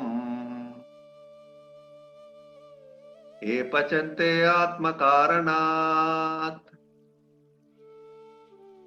యజ్ఞాశిష్టాసినః సంతో ముచ్యంతే సర్వకిల్బిషై భుంజతే తు అఘం పాపం ఏ పచంతే ఆత్మకారణాత్. యజ్ఞములు అర్పింపబడిన ఆహారమును స్వీకరించటం వల్ల భగవద్భక్తులు సర్వ విధమైన పాపం నుండి ముక్తులగుదరు. తమ ప్రియము కొరకే ఆహారం సిద్ధం చేసుకున్న వారు కేవలం పాపంనే భుజింతురు. అంటే మనం ఎప్పుడైతే భగవంతునికి నైవేద్యం బట్టి ప్రసాద రూపంలో తింటామో మనకి అన్ని పాపాలండి మనం విముక్తులైపోతాం అని చెప్పి శ్రీకృష్ణుడు చెప్తున్నాడు. కానీ ఎవరైతే అలా నైవేద్యం పట్టకుండా తింటారో వాళ్ళు పాపాన్నే తింటున్నారు అంటాడు. సో భగవంతుడి విధానం మనకి సెలవిస్తున్నాడు. సో ఈ విషయాన్ని మనం కొంచెం జాగ్రత్తగా మనం ఆలోచించాలి. సో ఇదొక ఉపదేశం అన్నమాట మనకి. సో ఇప్పుడు మనం ఏం నేర్చుకుంటున్నాం, చిన్న స్టోరీ చెప్తాను ఇక్కడ నేను. ఒకసారి ఏమైందంటే బృందావనంలోని శ్రీకృష్ణుడితో పాటు బలరాముడు, శ్రీకృష్ణుడితో పాటు ఫ్రెండ్స్ వీళ్ళందరూ అక్కడ వనంలో ఆడుకుంటూ ఉంటారు. వనంలో ఆడుకుంటూ ఉంటే ఒకసారి ఆయనకి శ్రీకృష్ణుడికి ఆకలిస్తుంది. ఆకలిస్తే ఇప్పుడు శ్రీకృష్ణుడు బలరాముడు వాళ్ళిద్దరూ చుట్టూ ఫ్రెండ్స్ అడుగుతారు, ఓహో మనం ఇప్పుడు ఆకలిస్తుంది, నాకేమైనా తినడానికి కావాలి, ఇప్పుడు ఏం చేద్దాం అని చెప్పి వాళ్ళిద్దరూ శ్రీకృష్ణుడు సలహా ఇస్తాడు. ఇదిగో చూడండి, దూరంగా బ్రాహ్మణులు యజ్ఞం చేస్తున్నారు, అక్కడ వాళ్ళ దగ్గరికి వెళ్ళి వాళ్ళ యజ్ఞానికి నైవేద్యం పెట్టడానికి చాలా పదార్థాలు తీసుకొచ్చి పెడతారు, అవన్నీ మాకు ఆకలి ఇస్తున్నాయి, తీసుకుని ఇమ్మని అడగండి, వాళ్ళు ఇస్తారు మీకు, వాళ్ళు ఏమని అడిగితే వాళ్ళు చూద్దాం అని పంపిస్తారు పిల్లల్ని. ఈ గోప బాలు అనమాట, వీళ్ళని పంపిస్తారు. శ్రీకృష్ణుడు బలరాముడు ఇద్దరు పంపిస్తారు. వాళ్ళు వెళ్తారు. వాళ్ళు వెళ్ళి ఇలా శ్రీకృష్ణుడు బలరాముడు ఇక్కడ ఉన్నారు, కృష్ణుడు బలరాముడు అక్కడ ఉన్నారు, వాళ్ళకి ఆకలి ఇస్తుంది, మీ దగ్గర ఆహార పదార్థాలు ఉన్నాయి కదా యజ్ఞానికి, అవి మాకు ఇస్తారా అని. మేము వాళ్ళిద్దరికి ఆకలి తీరుస్తాం, మేము ఇస్తారా అని అంటే వాళ్ళు అంటారు, లేదు మా యజ్ఞం ఇంకా కంప్లీట్ అవ్వలేదు, మేము ఇప్పుడేమో తర్వాత ఇస్తాం, ఇవ్వను పంపించేస్తారు. అంటే ఆ విషయం అనేది వాళ్ళు ఇంకా పూర్తిగా అర్థం చేసుకోలేరు. ఎందుకంటే అక్కడ శ్రీకృష్ణుడు ఎవరు, స్వయంగా నారాయణుడే స్వయంగా ఆ ఆహార పదార్థాలను అడుగుతున్నాడు. అంటే యజ్ఞ పురుషుడు ఎవరు, నారాయణుడే కదా.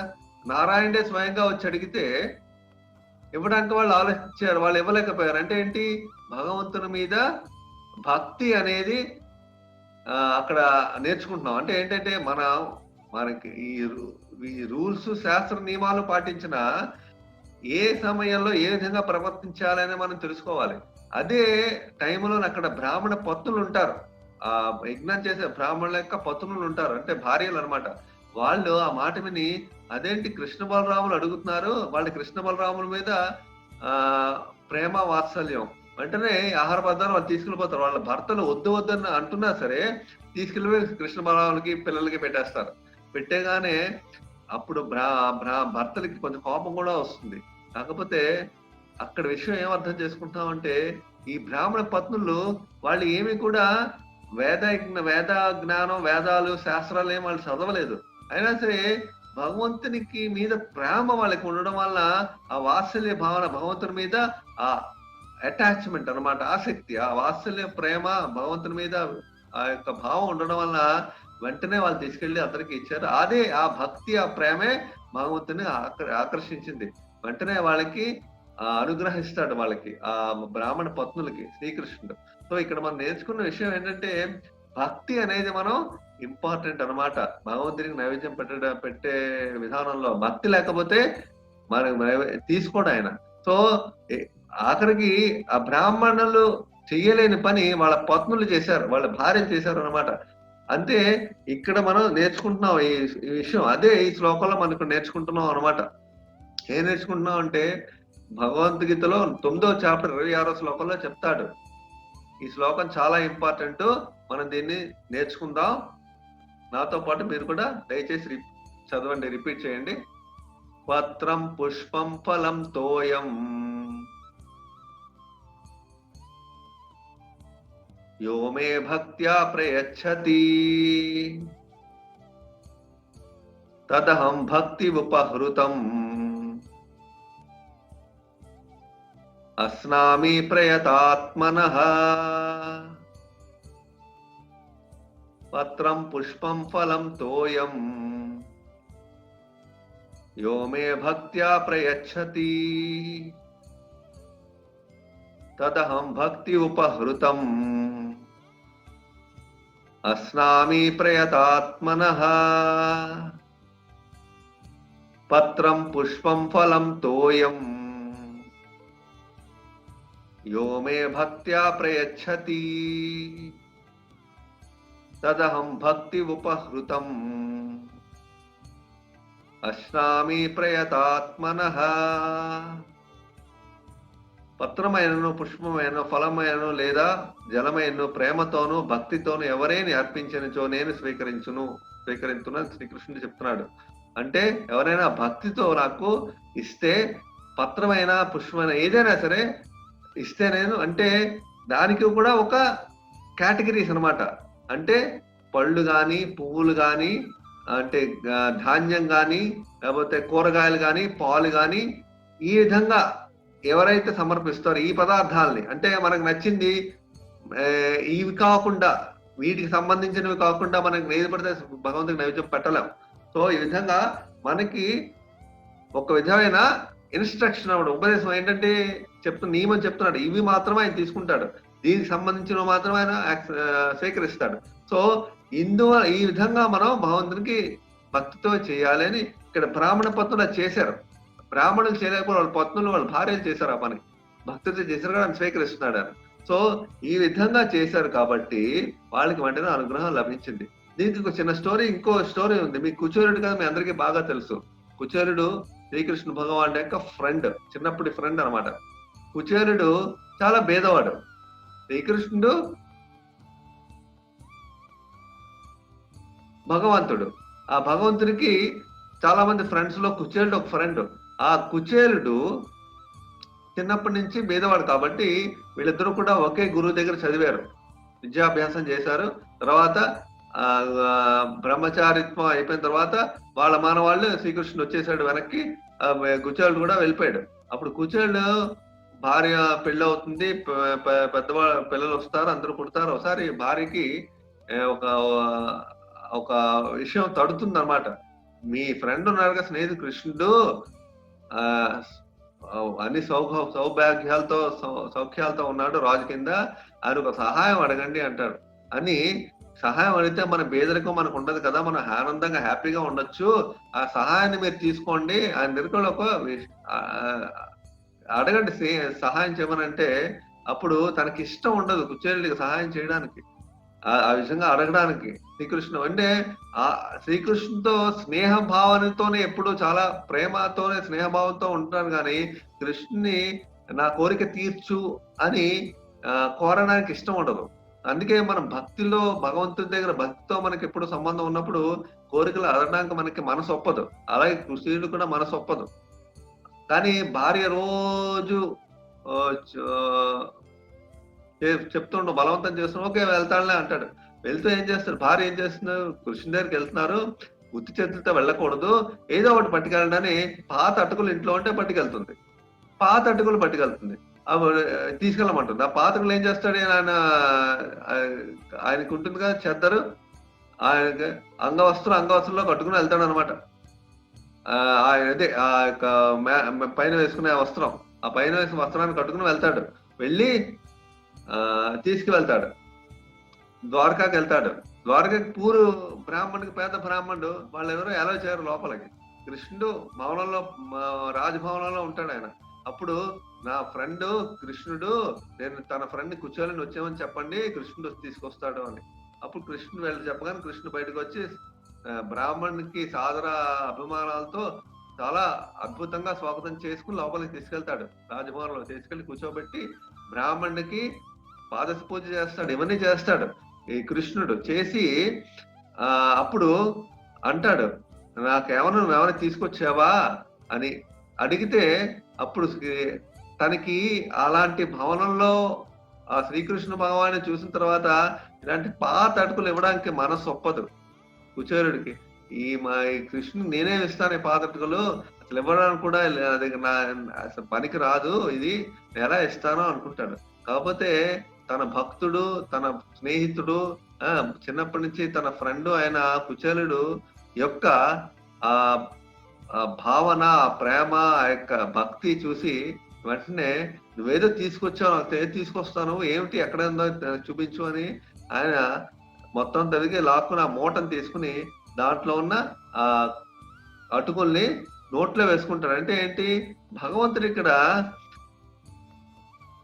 ఇక్కడ ముందు శ్లోకం మనం ఏం నేర్చుకున్నాం, ఏదైనా సరే భక్తితో ఎవరైనా ఇచ్చినా సరే అది నేను స్వీకరిస్తాను అని. ఇక్కడ అంతే ఆర్భాటంగా ఏమి కూర్చొని తీసుకురాలేదు, అయినా సరే చాలా ప్రేమతో తీసుకొచ్చాడు కాబట్టి అది తను వెంటనే గ్రహించాడు. అంటే భక్తితో ఉన్నాడు, మొదటి నుంచి చిన్నప్పటి నుంచి కూర్చోడు కాబట్టి వెంటనే గ్రహించాడు, శ్రీకృష్ణుడు వెంటనే తీసుకున్నాడు. సో ఇక్కడ ఏంటంటే భక్తి ప్రేమ అనేది ముఖ్యం కాకుండా, కానీ ఆర్భాటం అనేది ముఖ్యం కాదు. ఈ కథ తెలుసు. అలాగే ఇంకో చిన్న కథ కూడా చెప్తున్నాను నేను. ఎప్పుడైతే కృష్ణ రాయబారం పాండవులకి కౌరవులకి శ్రీకృష్ణ రాయబారం హస్తినాపురంలో జరిగిందో, శ్రీకృష్ణుడు బయటకు వచ్చేసిన తర్వాత వెళ్ళిపోతుంటే దుర్యోధనుడు పిలుస్తాడు. పిలిచి, కృష్ణ నువ్వు ఎలాగో రాయబారంకి వచ్చావు కాబట్టి నేను నీకు అద్భుతమైన అరేంజ్మెంట్ చేశాను, నీ ఉండడానికి నీ ఆహార పదార్థాలు చాలా అద్భుతంగా అరేంజ్మెంట్ చేశాను, వచ్చి స్వీకరించు అంటాడు.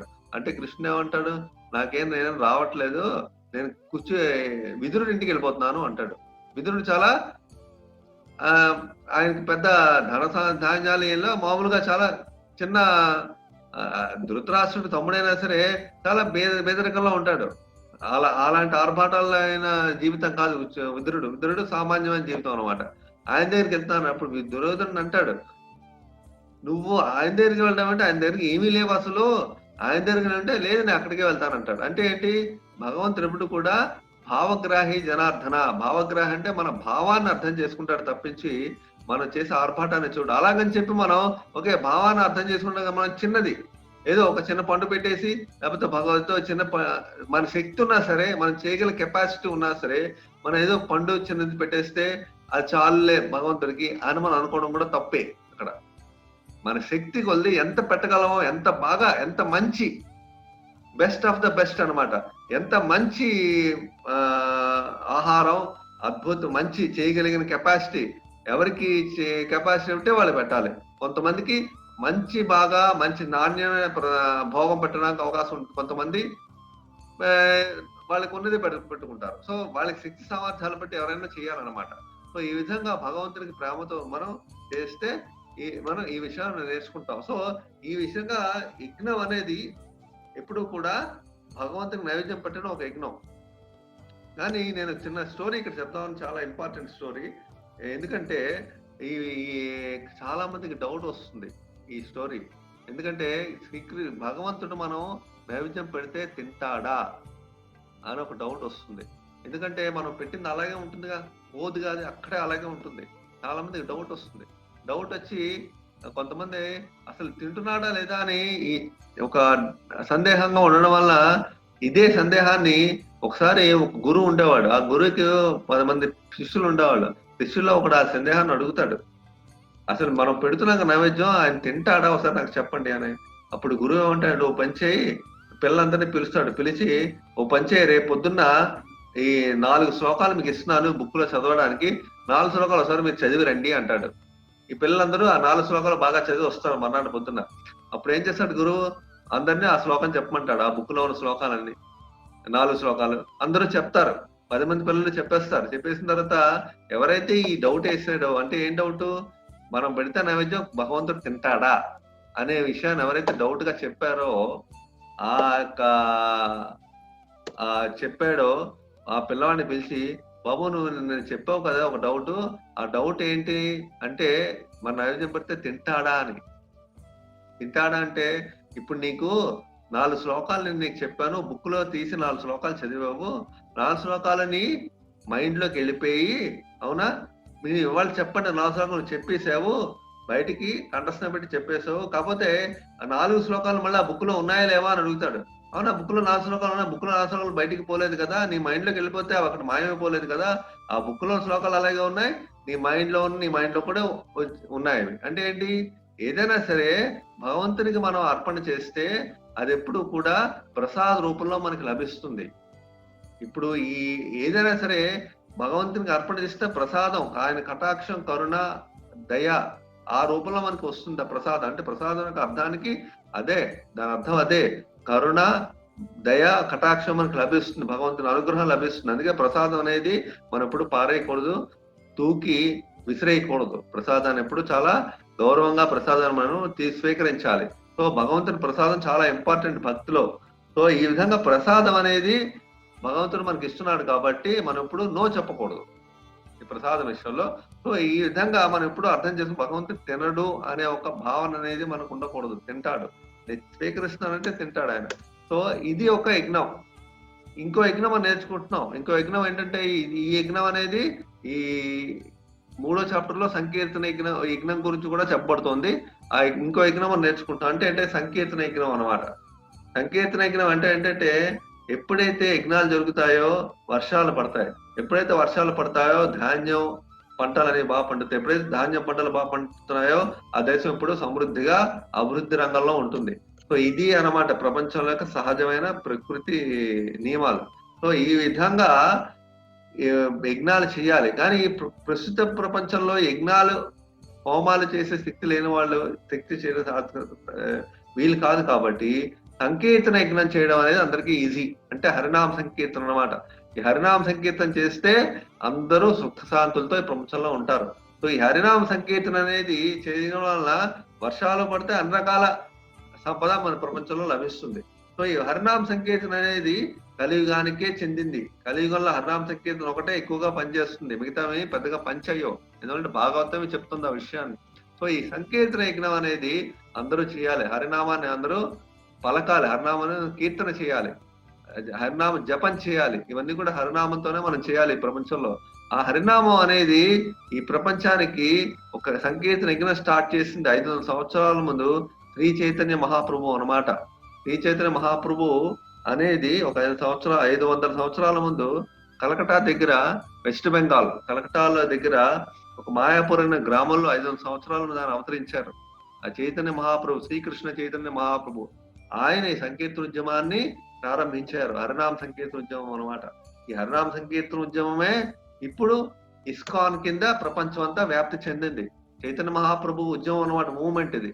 సో ఈ హరినామ సంకీర్తన ఈ కలియుగానికి ఇంకా మార్గం లేదు. సో ఈ హరినామ సంకీర్తన ఏంటి? భగవంతుని యొక్క నామాన్ని ఎప్పుడు కీర్తించడం, నామాన్ని ఎప్పుడు పాడడం, నామాన్ని ఎప్పుడు జపం చేయడం, ఇదే హరినామ సంకీర్తనం. అందరూ కూడా చేయాలి ఇది. అన్ని వర్గాలు, అన్ని దేశాల వాళ్ళు ఈ ప్రపంచాన్ని మానవులందరూ చేయాలి హరినామ సంకీర్తన. అప్పుడే ప్రపంచం ఆనందంగా ఉంటుంది. సో ఈ హరినామ సంకీర్తనానికి ఎందుకంటే ఈ చెయ్యాలనేది ఇది బ్రహ్మదేవుడికి ఉపదేశం. ఇది బ్రహ్మదేవుడు కలిసంతన ఉపనిషత్తులో ఒక శ్లోకం చెప్తాడు. ఆయన ఏం చెప్తాడంటే, ఈ శ్లోకం మనం నేర్చుకుందాం. ఇతి శోదస్కం నామ్నాం కలి కల్మష నాశనం నాతః పరతర ఉపాయ సర్వ వేదేషు దృశ్యతే అని చెప్తాడు. ఈ యొక్క బ్రహ్మదేవుడు ఈ శ్లోకంలో ఏం చెప్తున్నాడంటే, ఈ 16 పదాలు కూడా ఈ ప్రపంచంలోని దోషాలన్నింటినీ కలియుగంలో హరించేస్తాయి. వీటికన్నా ఈ కలియుగంలో ఇంకో మార్గం లేదు అని చెప్పి ఎంత వేదశాస్త్రాన్ని వెతికినా శోధించినా సరే ఈ యుగంలో ఇంతకన్నా అత్యుత్తమైన ధర్మం ఇంకోటి లేదని బ్రహ్మ నారదుడికి ఉపదేశం చేస్తాడనమాట. ఈ 16 పదాల ఉపదేశమే హరికృష్ణ మహామంత్రం. సో అందరం కూడా ఈ హరికృష్ణ మహామంత్రాన్ని, బ్రహ్మదేవుడు ఉపదేశించిన మంత్రాన్ని చైతన్య మహాప్రభు ప్రపంచం అంతా, ఈ ఇండియా అంతా ఆ టైంలో ఆయన ప్రచారం చేశారు ఈ హరికృష్ణ మహామంత్రాన్ని. అందుకే ఈ హరికృష్ణ మహామంత్రం అందరూ చేయాలి. భగవానుడికి హరినామాన్ని అందరూ చదవాలి, అందరూ జపించాలి. అందుకే ఈ మంత్రం ఇంపార్టెంట్. సో ఇప్పుడు ఈ మనం నేర్చుకున్నాం కదా, ఇప్పుడు ప్రపంచంలో అందరూ కూడా ఈ మంత్రం అనేది చెయ్యాలి. హరినామ సంకీర్తన చేయడం, అలాగే భగవంతు నైవేద్యం పెట్టడం, ఈ 2 విషయాలు యజ్ఞాలు, ఇదొక యజ్ఞం అదొక యజ్ఞం, ఈ 2 కూడా అందరూ చేయాలి. ఈ కలియుగ ధర్మం. ఇది చేస్తే మనకి ఇంకేం అక్కర్లేదు. భాగవతం భగవద్గీత యొక్క సారాంశం ఇదే. భగవంతుడు నామం చెప్పడం భాగవతం భగవద్గీత సారాంశం. మీరు భగవంతుడు రేపు తర్వాత అన్ని నేర్చుకుంటారు. నేర్చుకున్న తర్వాత లాస్ట్ సారాంశం అదే. సర్వధర్మాన్ని పరిత్యజ్య మామేకం శరణం వ్రజ అని శ్రీకృష్ణుడు డైరెక్ట్ గా భగవద్గీత లాస్ట్ లో చెప్పేస్తాడు. ఇంకా అన్ని ధర్మాలు వదిలేసి నన్నే డైరెక్ట్ గా శరణం పొందమంటాడు. అదే నామం చెప్పడమే శరణం పొందడం అనమాట. సో ఈ కలియుగంలో అంతకన్నా మించింది ఇంకోటి లేదు. సో అందుకే ఈ కలియుగంలో హరినామ సంకీర్తన అందరూ చేయవలసిన ధర్మం. అందుకే ఎంతకన్నా ఉత్తమ యజ్ఞం ఇంకోటి లేదని మనకి భాగవతం చెప్తోంది, భగవద్గీత చెప్తోంది, ఉపనిషత్తులు చెప్తున్నాయి, అన్ని చెప్తున్నాయి మనకి. సో ఇది అనమాట. సో ఈ విధంగా మనం యజ్ఞం గురించి మనం తెలుసుకున్నాం. మనం చేయవలసిన యజ్ఞం తెలుసుకున్నాం. కంపల్సరీగా మనం చేయాలని మనం నేర్చుకున్నాం. ఇప్పుడు మనకి కర్మ గురించి, యజ్ఞ గురించి ఒక విషయం తెలుసుకున్నాం. అంతకుముందు కర్మ వికర్మ, కర్మయోగ, కర్మకాండాలు తెలుసుకున్నాం. ఇప్పుడు మనం నేర్చుకోవలసింది ఏంటంటే నిష్కామ కర్మ గురించి అనమాట. నిష్కామ కర్మ గురించి మనం నేర్చుకుంటున్నాం ఇప్పుడు. సో ఈ నిష్కామ కర్మ అంటే ఏంటంటే ఆసక్తి లేకుండా కర్మ చేయడం. అంటే ఫలం మీద, కర్మ చేసే ఫలితం, మనం ఒక పని చేస్తే దాని మీద ఆసక్తి అనేది ఉండదు. అంటే దాని రిజల్ట్ మీద, ఫలితం మీద ఆసక్తి ఉండదు అనమాట. దానికి ఒక ఉదాహరణ ఏంటంటే నేను చెప్పబోతున్నాను ఇప్పుడు. జనక మహారాజు ఉండేవాళ్ళు. పూర్వకాలంలోని రాజర్షులే అంత ఆధ్యాత్మిక జ్ఞానంలో, ఆధ్యాత్మిక అనుభవాల్లో అంత పెద్ద లెవెల్లో, పై లెవెల్లో ఉండేవాళ్ళు వాళ్ళు పూర్వకాలంలో. అందుకే జనక మహారాజు, యుధిష్ఠిర మహారాజు, పరీక్షిత్ మహారాజు, అంబరీష్ మహారాజు, వీళ్ళందరూ కూడా ప్రపంచాన్ని పరిపాలించారు. వీళ్ళందరూ కూడాను అంత ఆత్మజ్ఞాన పొజిషన్ లో ఉండేవాళ్ళు. అంత పొజిషన్ లో ఉన్నా సరే వాళ్ళు ఈ బాధ్యతలు స్వీకరించి ప్రపంచానికి ఒక మార్గాన్ని ఎలా నడవాలి జీవితంలో అనే ఒక మార్గాన్ని చూపించారు. వాళ్ళు ఫాలో చేస్తూ, వాళ్ళు అనుసరిస్తూ ప్రపంచానికి ఒక మార్గాన్ని చూపించారు. అందుకే జ్ఞానంతో వాళ్ళు ప్రవర్తించారు కాబట్టి వాళ్ళకి చేయవలసిన పని అంటూ ఏం లేదు. వాళ్ళకి అంటూ ఒక చేయవలసిన పని లేదు. ఆత్మజ్ఞానం ఉన్న వాళ్ళకి చేయవలసిన పని అంటూ ఏముండదు. కాకపోతే ప్రపంచాన్ని చూపించడానికి వాళ్ళు అందరిలాగే వాళ్ళు కూడా ప్రవర్తించి ప్రపంచానికి దారి చూపించారు. జనక మహారాజు, యుధిష్ఠిర మహారాజు, వీళ్ళందరూ. శ్రీకృష్ణుడు కూడా ఆఖరికి ఒక మనిషి కింద ఒక మామూలు సంసార జీవితం, ఫ్యామిలీ చూసుకోవడం, పిల్లలతో గడపడం, అలాగే సంసార జీవితం కూడా శ్రీకృష్ణుడు ద్వారకలో జరిపాడు. సో మనుషులందరూ ఎలా బతకాలో వాళ్ళు చూపించారు అనమాట. ఈ నిష్కామ కర్మయోగం అంటే ఏంటంటే మనం చేసే పనుల మీద ఆసక్తి ఉండకుండా మనకి శాస్త్రబద్ధంగా మన జీవితాన్ని నడిపిస్తూ ఉంటూ ఆ విధంగానే మన ధర్మాన్ని నిర్వర్తిస్తాం. సో ఈ విధంగా మనకి ఫలితం రావాలనే మనకి ఆకాంక్ష, కోరిక ఉండదు. అదే అన్నమాట. అందుకే ఇక్కడ ఒక ఫోటో పెట్టారు. ఇక్కడ ఇస్కాన్ యొక్క సంస్థాపక ఆచార్య భక్తి వేదాంత స్వామి ప్రభుపాద, ఆయన జీవితంలోని మొత్తం అంతా కూడా భగవంతుడి సేవగా పెట్టారు. దేన్ని కూడా దాన్ని ఫలాన్ని ఆశించలేదు ఆయన. అలాంటి ఫలాన్ని ఆశించలేని సేవ అనేది చాలా అది నిష్కామ కర్మయోగం అన్నమాట. అది మనం ఈ యొక్క శ్లోకంలో 3.21 శ్లోకంలో నేర్చుకుంటున్నాం. అందుకే అలాంటి మహారాజులు, అలాంటి లీడర్స్, అలాంటి ఆచార్యులు ఏది ఫాలో అనుసరిస్తున్నారో ప్రపంచం అంతా కూడా అదే ఫాలో చేస్తారు. అదే శ్లోకం మనకు చెప్తోంది. యద్ ఆచరతి శ్రేష్ఠః తత్తదేవేతరో జనః తయత్ ప్రమాణం కురుతే లోకస్తదను వర్తతే. యద్ ఆచరతి శ్రేష్ఠః తత్తదేవేతరో జనః తయత్ ప్రమాణం కురుతే లోకస్తదను వర్తతే. యద్ ఆచరతి శ్రేష్ఠః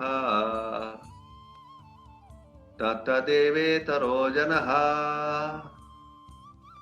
సయత్ ప్రమాణం కురుతే లోకస్తదను వర్తతే. అంటే మనకేం చెప్తున్నారు ఇక్కడ శ్రీకృష్ణ భగవానుడు? మహనీయుడు అనే వ్యక్తి ఎలాంటి కార్యక్రమాలు చేస్తాడో అందరూ కూడా అదే కార్యక్రమాన్ని అనుసరిస్తారు. ప్రపంచంలో వాళ్ళనే అనుసరిస్తారు, వాళ్ళనే ఫాలో అవుతారు. ఎవరు ఆదర్శంగా ఉంటారో వాళ్ళనే అందరూ ఫాలో అవుతారు అని చెప్తున్నాడు. సో అందరూ ఈ లీడర్స్, ఆచార్యులు, అలాగే కింగ్స్ అందరూ పెద్ద పొజిషన్ ఉన్నందరూ కూడా సరియైన మార్గంలో వాళ్ళు ఫాలో చేయాలి, అనుసరించాలి. అప్పుడే వాళ్ళు ఆదర్శకులు అవుతారు, ఆదర్శప్రాయంగా అందరికీ ఉంటారన్నమాట. ఈ విధంగా అనేది చాలా ఇంపార్టెంట్ శ్లోకం భగవద్గీతలో. కర్మ యోగంలో చాలా ఇంపార్టెంట్ శ్లోకం ఇది. ఇప్పుడు మనం ఈ ఆధ్యాత్మిక జీవితంలో 4 రకాల విధానాన్ని మనం తెలుసుకుంటున్నాం. అంటే ఏంటంటే ఆధ్యాత్మికలో ఒక మెట్టు మీద మెట్టు మీద మెట్టు ఎక్కి పైకి వెళ్ళడం అనమాట. పైకి వెళ్ళడం అనేది ఎలాగానే ఫస్ట్ మనం కొంతమంది కర్మకాండ చేస్తుంటారు. కర్మకాండ ద్వారా ఫలాన్ని ఆశిస్తూ తర్వాత అర్థం చేసుకుని కర్మయోగం చేయడం మొదలు పెడతారు. కర్మయోగం చేసినప్పుడు వాళ్ళు చేస్తున్న ఫలాన్ని భగవంతునికి సమర్పించడం మొదలు పెడతారు. చేస్తూ కర్మయోగం ద్వారా వాళ్ళు బంధాన్ని లేకుండా ఉంటారు. అలా చేసి వాళ్ళే నిష్కామ కర్మయోగం కొన్నాళ్ళు చేసి బంధం అనేది ఎప్పుడు వస్తుంది? దాని మీద బంధం ఆసక్తి ఉంటే బంధం వస్తుంది. అంటే రిజల్ట్ ఎక్స్పెక్ట్ చేస్తే బంధం వస్తుంది. అలా కాకుండా మళ్ళీ వాళ్ళు కొంతకాలంకి వాళ్ళు ఏం చేస్తారు? నాకు ఫలం అక్కర్లేదు, భగవంతుని కోసమే నేను చేస్తానని చేస్తారు, ఉండదు. అలాగా కర్మాన్ని కర్మ చేయాలని చేస్తారు, దాని మీద ఆసక్తి ఉండదు, రిజల్ట్ మీద. అది నిష్కామ కర్మయోగం. ఎవరు? జనక మహారాజు గురించి నిష్కామ కర్మయోగం తెలుసుకున్నాం. కర్మ చేసే వాళ్ళు ఎవరు? మామూలు మనుషులందరూ కర్మ చేస్తారు. సో ఈ విధంగా ఒక ఎగ్జాంపుల్ తెలుసుకున్నాం. అలాగే ఈ భక్తి యోగం లాస్ట్ లో ఉంది పాయింట్. ఇదేంటంటే అన్ని కూడా భగవంతుని తృప్తి కోసం, భగవంతుని యొక్క ఆనందం కోసం చేయడం. ప్రతి పని కూడా, ప్రతి కార్యం కూడా అందులో ఎటువంటి ఎక్స్పెక్టేషన్ ఉండదు. భగవంతుని తృప్తి కలిగితే ఏదైనా చేయడానికి రెడీగా ఉంటాం. అది భక్తి అన్నమాట. ఆ భక్తి గురించే శ్రీకృష్ణ భగవానుడు భగవద్గీతలో చాలా చాప్టర్లో చెప్తాడు. భక్తి యోగం 6 చాప్టర్లు భక్తి యోగంతోనే చెప్పాడు ఆయన. సో ఈ 6 చాప్టర్లు చాలా డీటెయిల్ గా మనం రాను డిస్కస్ చేద్దాం భక్తి యోగం గురించి. సో ఈ విధంగా భగవంతునికి ప్రేమతో చేసేది, భక్తితో చేసేదే భక్తి యోగం. అది మనం తెలుసుకుందాం. సో ఈ విధంగా ఎవరు మొదట్లో జీవితంలో బిగినింగ్ లో ఉండేవాళ్ళు కర్మకాండ నుంచి, అలాగ కర్మయోగం నుంచి, అలాగ నిష్కామ కర్మయోగం నుంచి, అలాగా జ్ఞానయోగం నుంచి, అలాగా భక్తి యోగంకి వచ్చేస్తారు వాళ్ళు. సో ఈ విధంగా పై స్టెప్కి వెళ్ళిపోతారు, భక్తి యోగంకి వెళ్ళిపోతారు. ఇది ఈ నిచ్చెన అనమాట. నిచ్చెన లాగా ఒక స్టెప్ మనం వేసి పైకి వెళ్ళడం. కానీ ఎవరైతే భక్తి యోగం స్టార్ట్ చేయాలంటే వాళ్ళు డైరెక్ట్ గా స్టార్ట్ చేసేయచ్చు. కర్మ ఇవన్నీ ఫాలో అవసరం లేదు. భక్తి యోగం అది మొదలు పెడితే తిన్నగాను ఒకేసారి పైకి వెళ్ళిపోతాం. అంటే ఏంటంటే ఇప్పుడు ఒక 10 అంతస్తుల బిల్డింగ్ ఉందనుకోండి, మెట్లు ఎక్కి వెళ్ళి 10 అంతస్తులు వెళ్ళడం ఒక పద్ధతి. లేదంటే లిఫ్ట్ ఉంటే లిఫ్ట్ లో లోపలికి వెళ్ళి 1 నిమిషంలో పైకి వెళ్ళిపోవడం ఒక పద్ధతి. సో రెండింటిలో ఏది ఈజీ? లిఫ్టే కదా ఇది. అందుకే భక్తి యోగం మొదలు పెట్టేస్తే దానికి డైరెక్ట్ గా పైకి వెళ్ళిపోవచ్చు. ఒకే విధంగా ఒకే అంటే చాలా స్పీడ్ అనమాట. సో అందుకే అదే. లేదంటే కొంతమంది ఈ స్టెప్ బై స్టెప్ కూడా వెళ్తూ ఉంటారు. సో ఇది ఒక విషయం మనం నేర్చుకుంటాం ఇక్కడ ఈ కర్మయోగంలో, ఈ యొక్క చాప్టర్ లో. అలాగే ఇంకో ఇంపార్టెంట్ శ్లోకం మనం డిస్కస్ చేస్తున్నాం. ఈ శ్లోకం అందరూ చదవండి. 3.27 ప్రకృతే క్రియమాణాని గుణై కర్మాణి సర్వసః అహంకార విమూఢాత్మా కర్తాహం ఇతి మన్యతే. ప్రకృతే క్రియమాణాని గుణై కర్మాణి సర్వసః అహంకార విమూఢాత్మా కర్తాహం ఇతి మన్యతే. సో ఈ శ్లోకం అనేది భగవంతుడు మనకి ఒక విషయాన్ని తెలియజేస్తున్నాడు. అంటే ఏంటంటే మనం ప్రతి కార్యానికి, ప్రతి యాక్టివిటీకి మనమే కర్తలం అని మనం అనుకుంటాం. ఈ ప్రపంచంలో నేనే చేస్తున్నాను అని అనుకుంటాం. కానీ యాక్చువల్ గా చేసేది ఎవరంటే ఈ ప్రపంచంలో ప్రతి పని కూడా చేసేది 3 గుణాలే అనే విషయాన్ని మనకు చెప్తున్నాడు. ఈ 3 గుణాలు మాత్రమే ప్రపంచంలో మనిషి చేత ఈ పనులు చేస్తున్నాయి. అంతేగాని యాక్చువల్ గా చేసేది ఈ 3 గుణాలు. ఈ యొక్క కాన్సెప్ట్ మనం సరిగ్గా అర్థం చేసుకుందాం నెక్స్ట్ స్లైడ్ లో. ఇక్కడ చూడండి, మీకు భగవంతుడు శ్రీకృష్ణుడు పైన ఉన్నాడు, ఒక ముగ్గురు స్త్రీలు కనబడుతున్నారు. అంటే ఏంటి? ప్రకృతి అన్నమాట. ఈ ప్రకృతి ఈ 3 గుణాలతో ఉంది. 3 గుణాలు 3 స్త్రీల యొక్క తో పోల్చబడింది. ఈ 3 గుణాలు సత్వ రజో తమో గుణాలు అన్నమాట. ఈ సత్వగుణంలో ఉన్న వాళ్ళు, రజోగుణంలో ఉన్న వాళ్ళు, తమో గుణంలో ఉన్న వాళ్ళు, ఈ అనేక రకాల మనుషులు ఈ ప్రపంచంలో ఉన్నారు.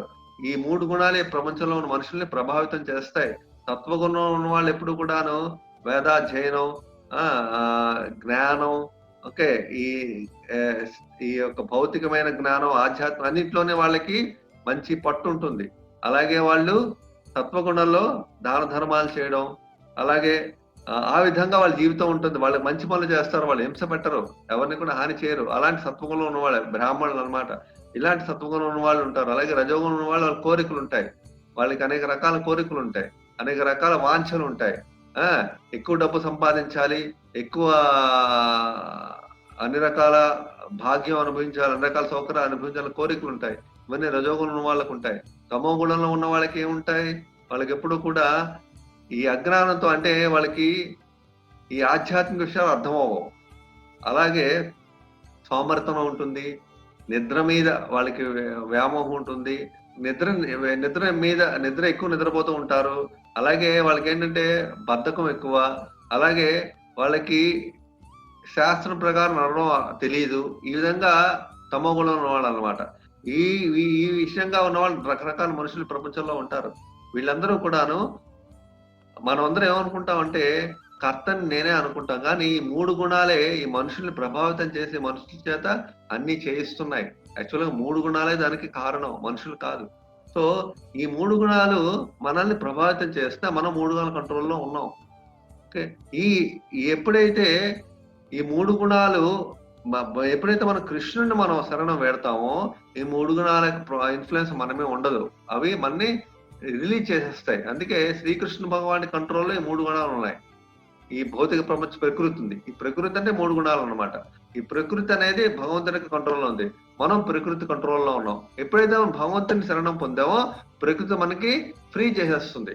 సో అదే ఇక విషయం అన్నమాట. అందుకే భగవంతుని శరణం వెందితే మనం ఆటోమేటిక్ గా మనం బంధం నుంచి మనం ఫ్రీ అయిపోతాం. ఈ 3 గుణాలను తప్పులు చేస్తే, మంచి పనులు చేస్తే. కొంతమందికి ఇప్పుడు మీరు ఉన్నారు, భగవద్గీత క్లాసుకి వచ్చారు అంటే దీని అర్థం ఏంటి? మీరు సత్వగుణంలో ఉన్నట్టు లెక్క. మీరందరూ భగవద్గీత క్లాసుకి వచ్చారంటే సత్వగుణంలో మీరు ఉన్నారు. ఇప్పుడు ఈ సత్వగుణంలో ఉండడం వల్ల భగవద్గీత వినాలి. అదే మీరు ఒక సినిమా థియేటర్కి వెళ్ళొచ్చు, లేకపోతే బీచ్కి వెళ్ళొచ్చు, లేకపోతే ఎక్కడికో వెళ్ళొచ్చు. అలా కూడా మీరు చేయొచ్చుగా. భగవద్గీత క్లాస్ వినడానికి ఎందుకు వచ్చారంటే మీరు సత్వగుణం యొక్క యాక్టివిటీ అన్నమాట ఇది. అలాగే ఒక్కొక్కళ్ళు ఒక్కొక్కలా బిహేవ్ చేస్తారు ఈ ప్రపంచంలో. అందుకే మనం నేర్చుకోవాల్సింది ఏంటంటే ఈ 3 గుణాల వల్లే అందరూ ఇన్ఫ్లుయెన్స్ అవుతున్నారు. అందువల్లే వాళ్ళు రకరకాలుగా యాక్ట్ చేస్తున్నారు. అంతేగాని జీవుడు అనేది చేస్తున్నాడు అనేది ఒక సరియైన విషయం కాదు అని శ్రీకృష్ణుడు చెప్తున్నాడు. సరైన కరెక్ట్ అయిన విషయం కాదని. సో 3 గుణాల మనం ప్రభావితం అయ్యే విషయం మనం అర్థం చేసుకోవాలి ఈ ప్రపంచంలో. అదే చెప్తున్నాడు ఇక్కడ. నెక్స్ట్ ఇంకోటి ఏంటంటే ఈ చాలా ఇంపార్టెంట్ శ్లోకం, 30వ శ్లోకం భగవద్గీతలో, మయి సర్వాణి కర్మాణి సన్యస్ అధ్యాత్మ చేతస అని చెప్తాడు. ఎప్పుడైనా నువ్వు ఏ కర్మలు చేసినా సరే నువ్వెప్పుడూ కూడా నాకు సమర్పించు అర్జున అంటాడు. ఎందుకంటే ఆయనకు సమర్పిస్తే మనకి ఆయన కోసం చేసిన వాళ్ళం అవుతాం. ఆయన కోసం చేస్తే మనకి బంధం ఉండదు. అలాగే తనకు శ్రీకృష్ణు గురించి మనం ఎప్పుడు సంపూర్ణంగా తెలుసుకోవాలి. మనం శ్రీకృష్ణ భగవానుడి గురించి మనం ఎప్పుడు తెలుసుకోవాలి సంపూర్ణంగా. అలాగే ఇంకోటి ఏమంటాడు? ప్రొప్రైటరీషిప్, అంటే ఇదంతా నాది, ఈ ప్రపంచం నాది అనే భావన వదిలేసి. ఎందుకంటే మనం పుట్టినప్పుడు ఏం తీసుకురాలేదు, వెళ్ళిపోతున్నప్పుడు మరణిస్తూనే తీసుకుపోవట్లేదు. అందువల్ల ఏది కూడా మనకి మనం ఏది కూడా మన సొత్తు కాదు, మన సొంతం కాదు. అందువల్ల ఏంటంటే ఏది కానప్పుడు మనం దేనికే మనకి సంబంధమే ఉండదు. ఉపయోగిస్తాం, వెళ్ళిపోతాం అంతే. ఏది మన ప్రాపర్టీ కాదంటే భగవంతుడి ప్రాపర్టీ. ఈ విధంగా ఉండి నువ్వు యుద్ధం చెయ్యి అంటాడు. ఈ విధంగా యుద్ధం చేస్తే నీ ప్రాపర్టీ అనుకోకు, అలాగే దేని మీద ఆసక్తి ఉండకు, అన్ని నాకు ఇవ్వు అంటాడు. ఈ విధంగా యుద్ధం చేస్తే నీకు నా దివ్యమైన భక్తితో చేయవాని పని, భక్తితో కర్మ చేస్తే ఈ విధంగా యుద్ధం చేయమని ఒక సందేశాన్ని మనకి ఇస్తున్నాడు శ్రీకృష్ణుడు. అలాగే ఇప్పుడు ఇంకో చిన్న ఈ శ్లోకం 31వ శ్లోకం. ఈ శ్లోకంలో మనకి అర్జునుడు శ్రీకృష్ణుడు ఏం చెప్తున్నాడంటే, నేనిచ్చిన ఉపదేశాల్ని నువ్వు ఆహ్, ఈర్ష్య, ద్వేషం, అసూయ లేకుండా వినర్జున అంటాడు. అంటే ఏంటి? శ్రీకృష్ణుడు ఉపదేశాల్ని చాలా మందికి చేశాడు. అంటే భగవద్గీతలో అర్జునుడికి చేశాడు. అలాగే ఒకసారి దుర్యోధనుడికి కూడా చేశాడు శ్రీకృష్ణుడు. దుర్యోధనుడికి ఉపదేశం ఎలా చేశాడు? రాయబారంలో కృష్ణ రాయబారంలో చేస్తాడు. అన్ని ఉపదేశం మంచి ఉపదేశమే చేస్తాడు. కానీ దుర్యోధనుడికి, ధృతరాష్ట్రుడు ఇద్దరికీ చేస్తాడు. కానీ వాళ్ళెవరు వినరు. వాళ్ళు శ్రీకృష్ణుడి మీద అసూయ వల్ల దుర్యోధనుడు శ్రీకృష్ణుడు చెప్పినవన్నీ కూడా ఖండించేస్తాడు. వెండు. అందువల్లనే శ్రీకృష్ణుడు బంధించడానికి కూడా ట్రై చేశాడు దుర్యోధనుడు. ఈ విధంగా శ్రీకృష్ణ భగవానుడికి మీద అసూయ, ద్వేషం ఉండడం ఈ విధంగా ప్రవర్తించాడు. సో అందుకే శ్రీకృష్ణుడు చెప్తున్నాడు, నా ఉపదేశాలని అసూయ లేకుండా వినర్జున, అలాగే పాటించు, వాటిని అనుసరించకపోయినా పర్వాలేదు కానీ వాటి మీద నమ్మకం నువ్వు కలిగించు. భగవద్గీత మీద నమ్మకం మనకు ఉండాలి. నమ్మకం ఉంటే మనం ఈజీగా పరిపక్వమైన స్థాయికి మనం చెందుతాం. మనం మంచి ఫలితాన్ని మనం అనుభవిస్తాం. భగవద్గీత నమ్మకం చాలా అవసరం అనేది ఒక విషయాన్ని మనకి శ్రీకృష్ణుడు ఇక్కడ చెప్తున్నాడు. అందుకే ఇక్కడ మనకి స్వధర్మం అనేది గురించి చెప్తున్నాడు. ఏ శ్లోకం? 35వ శ్లోకంలో. స్వధర్మం అంటే ఏంటంటే మనకి ఏదైతే మనకి వృత్తి ఉందో ఆ వృత్తి ప్రకారం మనం చేసే ధర్మం అనమాట. ఆ పనులు, కర్మలు అనమాట. ఆ కర్మలు మనం చేయాలి, అంతేగాని ఇంకోళ్ళ కర్మలు మనం చేయకూడదు. అంటే ఏంటి? ఇప్పుడు కొంతమంది అనుకుంటారు, నేను చేసే వృత్తి కన్నా పక్కవాడి వృత్తి మంచి వృత్తి, వాడి మంచి వృత్తికి వాల్యూ, నా వృత్తికి వాల్యూ లేదు అని చెప్పి కొంతమంది అనుకుంటారండి. చిన్న ఎగ్జాంపుల్ చెప్తాం. ఇప్పుడు ఒకడున్నాడు అనుకోండి, ఒక ఇంజనీర్ ఉన్నాడు. వాడు ఇంజనీర్ పని, ఇంకా వాడికి మెషిన్ల పని, ఇంజనీర్ పని చేస్తూ ఉంటాడు. వాడు ఒకసారి లేదు నేను లాయర్ వృత్తి చేస్తే బాగుంటుంది, లాయర్ కింద నేను వెళ్తే బాగుంటుంది అని చెప్పి లాయర్ వృత్తో, లేకపోతే ఒక బిజినెస్ మ్యాన్ వృత్తో, లేకపోతే ఒక డాక్టర్ వృత్తో వాళ్ళు వెళ్తే వాడు దాంట్లో సక్సెస్ కాలేడు. ఎందుకంటే వాడి లక్షణానికి సూట్ అవ్వదు, వాడి స్వభావానికి సూట్ అవ్వదు. ఆ విధంగా మన స్వధర్మమే మనం ఏ లక్షణం ఉందో ఆ లక్షణంతోనే బ్రాహ్మణులు క్షత్రియులుగా ప్రవర్తిస్తే కష్టం, క్షత్రియులు బ్రాహ్మణులుగా ప్రవర్తిస్తే కుదరదు. అలాగే బ్రాహ్మణులు వయసుల కింద ప్రవర్తిస్తే కుదరదు. వాళ్ళ లక్షణాలు వాళ్ళకు ఉండవు. ఒక్కొక్క లక్షణాలు మారుతూ ఉండవు. ఒక్కొక్కరికి ఒక లక్షణాలు ఉంటాయి. ఆ లక్షణాల ప్రకారం మనం ప్రవర్తిస్తేనే మనకి జీవితంలో సక్సెస్ వస్తుంది. అంతేగాని మన పైవాడి వృత్తి బాగుంది కదా అని చెప్పి మనం ఆ వృత్తిని మనం తీసుకుంటే మనం సాధించలేం విజయం. అందువల్ల మనకి ఏది సహజంగా స్వాభావికంగా మనకు వస్తుందో అదే మనం చెయ్యాలి తప్పించి, మనకి పరధర్మం, మిగతా వాళ్ళ ధర్మం బాగుంది అని వాళ్ళని మనం అనుభవిస్తే మనం కష్టాల పాలు అవుతాం అని చెప్పి శ్రీకృష్ణుడు ఇక్కడ చెప్తున్నాడు. దాని ఎగ్జాంపుల్ అనమాట ఇది. సో ఇది ఇప్పుడు లాస్ట్ సెక్షన్ కి మనం వచ్చాం. ఈ సెక్షన్ చాలా ఇంపార్టెంట్. ఈ సెక్షన్ మనకి ఏంటంటే, మనం ఎందుకు పాప పనులు చేస్తామని అర్జునుడు అడుగుతాడు. అప్పుడు శ్రీకృష్ణ సమాధానం చెప్తాడు. పాప పనులు మనం ఎందుకు చేస్తామంటే, మనం కామానికి మనం బానిసలు అయిపోతాం.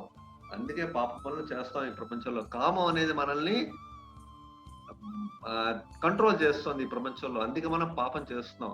ఈ కామం అనేది ఎందుకు వస్తుందంటే, రజోగుణంతో కామం ఉద్భవిస్తుంది అనమాట. రజోగుణం ఎప్పుడైతే ఉందో అది కామం కింద మనకు వస్తుంది అనమాట. ఈ కామం అనేది తీరలేదు అనుకోండి, మనకు కోపం వస్తుంది. అంటే మన కోరిక తీరలేకపోతే కోపం వస్తుంది. కామం అంటే కోరికలు అనమాట. కామంలో అనేక రకాల లెవెల్స్ ఉన్నాయి. ఈ లెవెల్స్ ఏంటంటే 3 రకాల లెవెల్స్ మీరు గుర్తుంచుకోవాలి ఈ కామంలో. దానికి శ్లోకం కూడా ఉంది భగవద్గీతలో. అంటే ఫస్ట్ లెవెల్ ఏంటంటే, ఈ కామం అనేది పోల్చబడింది. ఫస్ట్ లెవెల్ ఒక పొగ చేత, నిప్పు ఉంటుంది, మంట ఉంది అనుకో, మంట పైన పొగ వస్తుంది. ఆ పొగతో ఫస్ట్ లెవెల్ పోల్చబడింది. రెండవ లెవెల్ ఏమొచ్చి, మనకు అద్దం పూర్తిగా ధూళితో కప్పబడింది అనుకోండి, ఆ అద్దం మనకి సరిగ్గా కనబడదు. మొహం మన శరీరం మొహంగా దాంట్లో కనబడదు. ఎందుకంటే అద్దం పూర్తిగా ధూళితో పేరుకుపోయింది, ఎందుకు కనబడదు.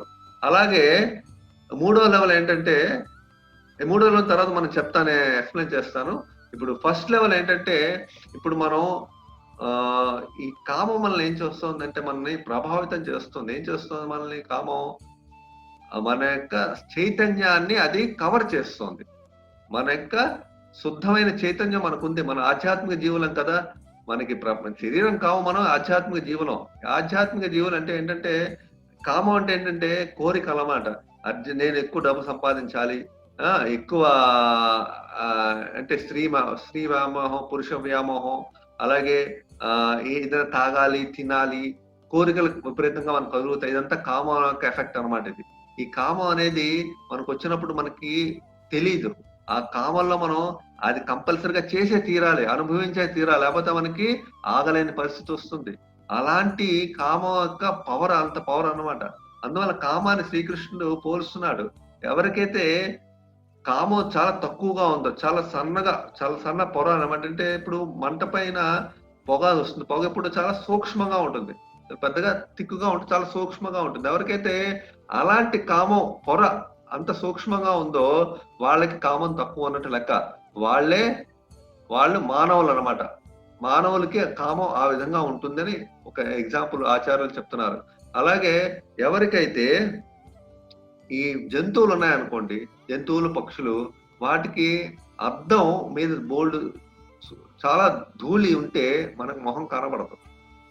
ఎందుకంటే ఆ మొహం కనబడదు కాబట్టి ఆ ధూళి అనేది తీసేయాలి. ఆ ధూళి తీస్తే ఆ కామం అనే ధూళి, ఆ ధూళి పొరని, కామం అనే ధూళి పొరని తీస్తే అప్పుడు మొహం కనబడుతుంది. అలాగే ఈ పక్షులకి, జంతువులకి ఈ కామం అనేది ఆ సైజులో ఉంటుందని చెప్తున్నారు. మూడోది ఏంటంటే, ఒక గర్భంలో పిండం ఉంటుంది కదా! పిండం పైన గర్భం యొక్క లేయర్ ఉంటుంది. ఆ గర్భం చాలా థిక్‌గా ఉంటుంది. ఎప్పుడైతే కామం యొక్క థిక్‌నెస్ ఎక్కువగా ఉందో వాళ్ళకి ఆటోమేటిక్ గా ఈ యొక్క ఆధ్యాత్మికం అంటే ఆధ్యాత్మిక జీవుడు అనే విషయం అనేది పూర్తిగా కప్పబడిపోయి వాళ్ళకి పూర్తిగా ఆ అజ్ఞానంలోకి వెళ్ళిపోతుంది. ఆ జీవుడు అజ్ఞానంలోకి వెళ్ళిపోతాడు. అందుకే వృక్షాలు కూడా జీవులే. వృక్షం అనేది జీవులే. వృక్షాలేమో జీవులు కాకుండా డెడ్ బాడీస్ కావు. వృక్షాలు కూడా జీవులే. అలాంటి వృక్షాలు ఈ కామం బాగా తిక్కుగా ఉంటే వాళ్ళకి ఆధ్యాత్మికం అనే జ్ఞానం అదే పూర్తిగా నశించుకుపోతుంది. అలాంటి వాళ్ళు వృక్షాల రూపంలో పుడతారు. దీనికో మంచి స్టోరీ పాస్ట్ టైం ఉంది భాగవతంలో. ఈ మిగతా క్లాస్ లో మనం కామం ఎక్కువగా తిక్కుగా ఉంటే, బాగా ఎక్కువగా ఉంటే, ఎందుకంటే పిండం పైన, గర్భాశయంలో పిండం పైన తిక్కుగా కవర్ చేసి ఉంటుంది పిండం. అది చాలా తిక్కుగా ఉంటుంది. ఆ విధంగా ఉన్న ఎక్కువ తిక్కుగా కామం ఉంటే వాళ్ళు ఆ వృక్షాల జన్మలోకి ఎత్తారు. అలాగే అద్దం పైన, ధూళి పైన ఒక లేయర్ లాగా ఎక్కువ ఫామ్ అయితే వాళ్ళు పక్షులు, జంతువులకి జన్మలకి వస్తారు. అలాగే మా కామం అనేది పల్చగా ఉండి చాలా పొగలాగా అంత సూక్ష్మంగా ఉంటే మానవ జన్మ ఎత్తారు. ఆ మానవ జన్మ ఎత్తేనే ఇంకా కామాన్ని తట్టుకోవడం కష్టంగా ఉంది. ఇంకా అంత జన్మెత్తే కామ కంట్రోల్ ఉండదు. అంటే అందుకేనంటే కామం అనేది పోగొట్టుకోవాలి. కామం వల్లే మనం తప్పులు చేస్తాం. కామం వల్లే మనం ఈ బంధంలో చిక్కుకుంటాం.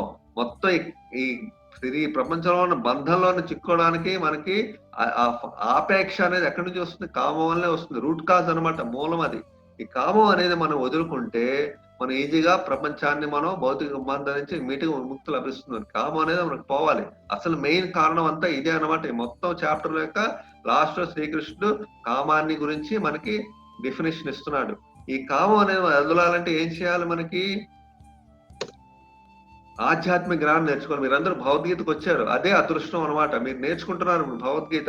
దానివల్ల మీకు ఎప్పుడైతే మీరు శ్రద్ధగా నేర్చుకుంటున్నారో, అర్థం చేసుకుంటున్నారో, చదువుతున్నారో భగవద్గీత రెగ్యులర్ గా రోజు ప్రాక్టీస్ చేస్తున్నారో, నామ సంకీర్తన చేయడం, భగవంతుడి ప్రసాదం తినడం, ఇవన్నీ నైవేద్యం పెట్టి ఇవన్నీ ఎప్పుడైతే మీరు చేస్తున్నారో కామం ఆటోమేటిక్ గా తగ్గిపోతుంది అనమాట. సో ఈ విధంగా దానికి ఒక సొల్యూషన్, దానికి ఒక పరిష్కార మార్గం కామానికి. సో మనకి ఈ కర్మయోగంలోనే మనం అన్ని రకాల విషయాలు మనం తెలుసుకుంటాం. లాస్ట్ కామం దగ్గరికి వచ్చి మనం తెలుసుకున్నాం కామం యొక్క విషయాలను కూడా. ఈ కామం ఎక్కడ ఉంటుందంట? మన ఇంద్రియాల్లో ఉంటుంది, మన మనసులో ఉంటుంది, మన బుద్ధిలోనూ ఉంటుంది. అందుకే ఆ కామం పెరిగిపోయిన వాడికి తప్పు చేస్తున్నానని కూడా అనిపించదు. ఆ కోరిక తీర్చుకోవాలంతే. ఆ బుద్ధి కూడా నశిస్తుంది. కామం బుద్ధిని కవర్ చేసేస్తుంది. ఆవిడ తప్పే చేసేస్తాడు అంతే. తప్పు చేసిన తర్వాత బాధ అనుభవించడానికి రెడీ ఉంటాడు, కానీ అది కంట్రోల్ చేసుకోలేకపోతాడు ఆ కోరికని. ఆ విధంగా కామం ప్రవర్తిస్తుంది జీవితంలో. సో అందుకే ఈ బుద్ధి, మనసు అన్నిట్లోనే కామం ఉంటుంది. కాబట్టి మనం జాగ్రత్తగా ఆధ్యాత్మిక జీవితంలో వెళ్ళేటప్పుడు మనకి ఈ కామం అని ఈజీగా మనం జయించగలం అనే విషయాన్ని మనం నేర్చుకుంటున్నాం అనమాట. అందుకే స్టోరీ కూడా ఉంది. ఆ స్టోరీ నేను చాలా క్లుప్తంగా చెప్తున్నాను. ఒక భక్తుడు హరిదాస్ ఠాకూర్ చైతన్య మహాప్రభు టైంలో ఒక హరిదాస్ ఠాకూర్ అనే ఒక మహాభక్తుడు ఉండేవాడు. ఆయన ఎప్పుడూ రోజుకి 20 గంటల సేపు నామజపం చేసేవాడు. హరినామ జపం, హరే కృష్ణ మహామంత్ర జపం చేసేవాడు. ఆయన ముస్లిం కులంలో పుట్టాడు. అందువల్ల ఆయన ముస్లిం పుట్టాడని ఆ రాజు, ముస్లిం రాజు ఏం చేశాడు, ఒక వేశ్యని పంపించి ప్రాస్టిట్యూట్ అని పంపించి ఆయన జపాన్ని ఆపేమని, డిస్ట్రాక్ట్ చేయమని చెప్తాడు. కానీ వేసి వచ్చి ఏం చేస్తుంది, 3 రోజులు ట్రై చేస్తుంది. ఆయన రోజు 24 గంటలు జపం చేస్తూనే ఉంటాడు. ఎదురుగుండా కూర్చుని స్త్రీ భంగిమలతో అన్ని రకాల డిస్టర్బెన్స్ చేసినా సరే ఆయనలోని ఎటువంటి మార్పు రాదు. ఆయన జపం చేసుకుంటున్నా ఉంటాడు. ఎప్పుడైతే ఆయన శుద్ధంగా భగవంతుని కృష్ణనామం జపిస్తున్నాడో 3 రోజుల పాటు ఆ అమ్మాయి వచ్చి లాస్ట్ కి ఏమైంది, తానే మారిపోయి నేను ఈ వృత్తిని వదిలేసి మీలాగే భగవంతుని నామ సంకీర్తన చేస్తాను, జపం చేస్తానని ఆయన దగ్గర దీక్ష తీసుకుని భక్తురాలు అయిపోయింది. ఆ విధంగా కామం అనేది ఆధ్యాత్మిక జ్ఞానం నామ సంకీర్తన వింటే చేస్తే ఆటోమేటిక్ గా పోతుందని ఒక రుజువు సాక్ష్యం అనమాట. అందుకే ఈ భగవద్గీత మీరందరూ వచ్చారు కాబట్టి శ్రద్ధగా మీరు భగవద్గీతను వినండి, ఫాలో చేయండి, అర్థం చేసుకోండి, నామజపం చేయండి, ప్రసాదం తినండి. అప్పుడు మీరందరికీ కూడా భగవంతుని యొక్క ఆశీస్సులతో మనం అన్నిటినీ జయించగలం. ఇదే సారాంశం అనమాట. ఈ క్లాస్ కర్మయోగంలో నామ సంకీర్తన చేయడం, చైతన్య మహాప్రభు ద్వారా మనకు వచ్చిన హరినామ సంకీర్తన, అలాగే భగవంతుని ద్వారా మన భగవద్గీత, ఇవన్నీ కూడా మనల్ని ఇంద్రియాలను జయించి మనం ఆధ్యాత్మిక జీవితంలో మనం పైకి వెళ్ళిపోతాం. మీరందరికీ ఈ కోర్సులో వచ్చినందుకు, ఈ రోజు కర్మయోగం క్లాస్కి వచ్చినందుకు మీరందరికీ మా ధన్యవాదాలు తెలియజేస్తున్నాం. మళ్ళీ మనం నెక్స్ట్ ఉపన్యాసం మళ్ళీ మన జ్ఞానయోగం 4th చాప్టర్ మనం నెక్స్ట్ మొదలు పెడతాం, స్టార్ట్ చేస్తాం. ఆ రోజు నెక్స్ట్ మర్నాడు రేపు అనమాట. సో ఈ రేపు కూడా మీరందరూ వచ్చి ఈ కార్యక్రమంలో పాల్గొనాలని ఆశిస్తున్నాం. మీకు ఏమైనా డౌట్లు ఉంటే మీకు లింక్ పంపిస్తాం, ఒక ఈమెయిల్, దానికి మీరు పంపిస్తే మేము ఆన్సర్లు, సమాధానాలు మీకు పంపిస్తాం. Hare Krishna, thank you.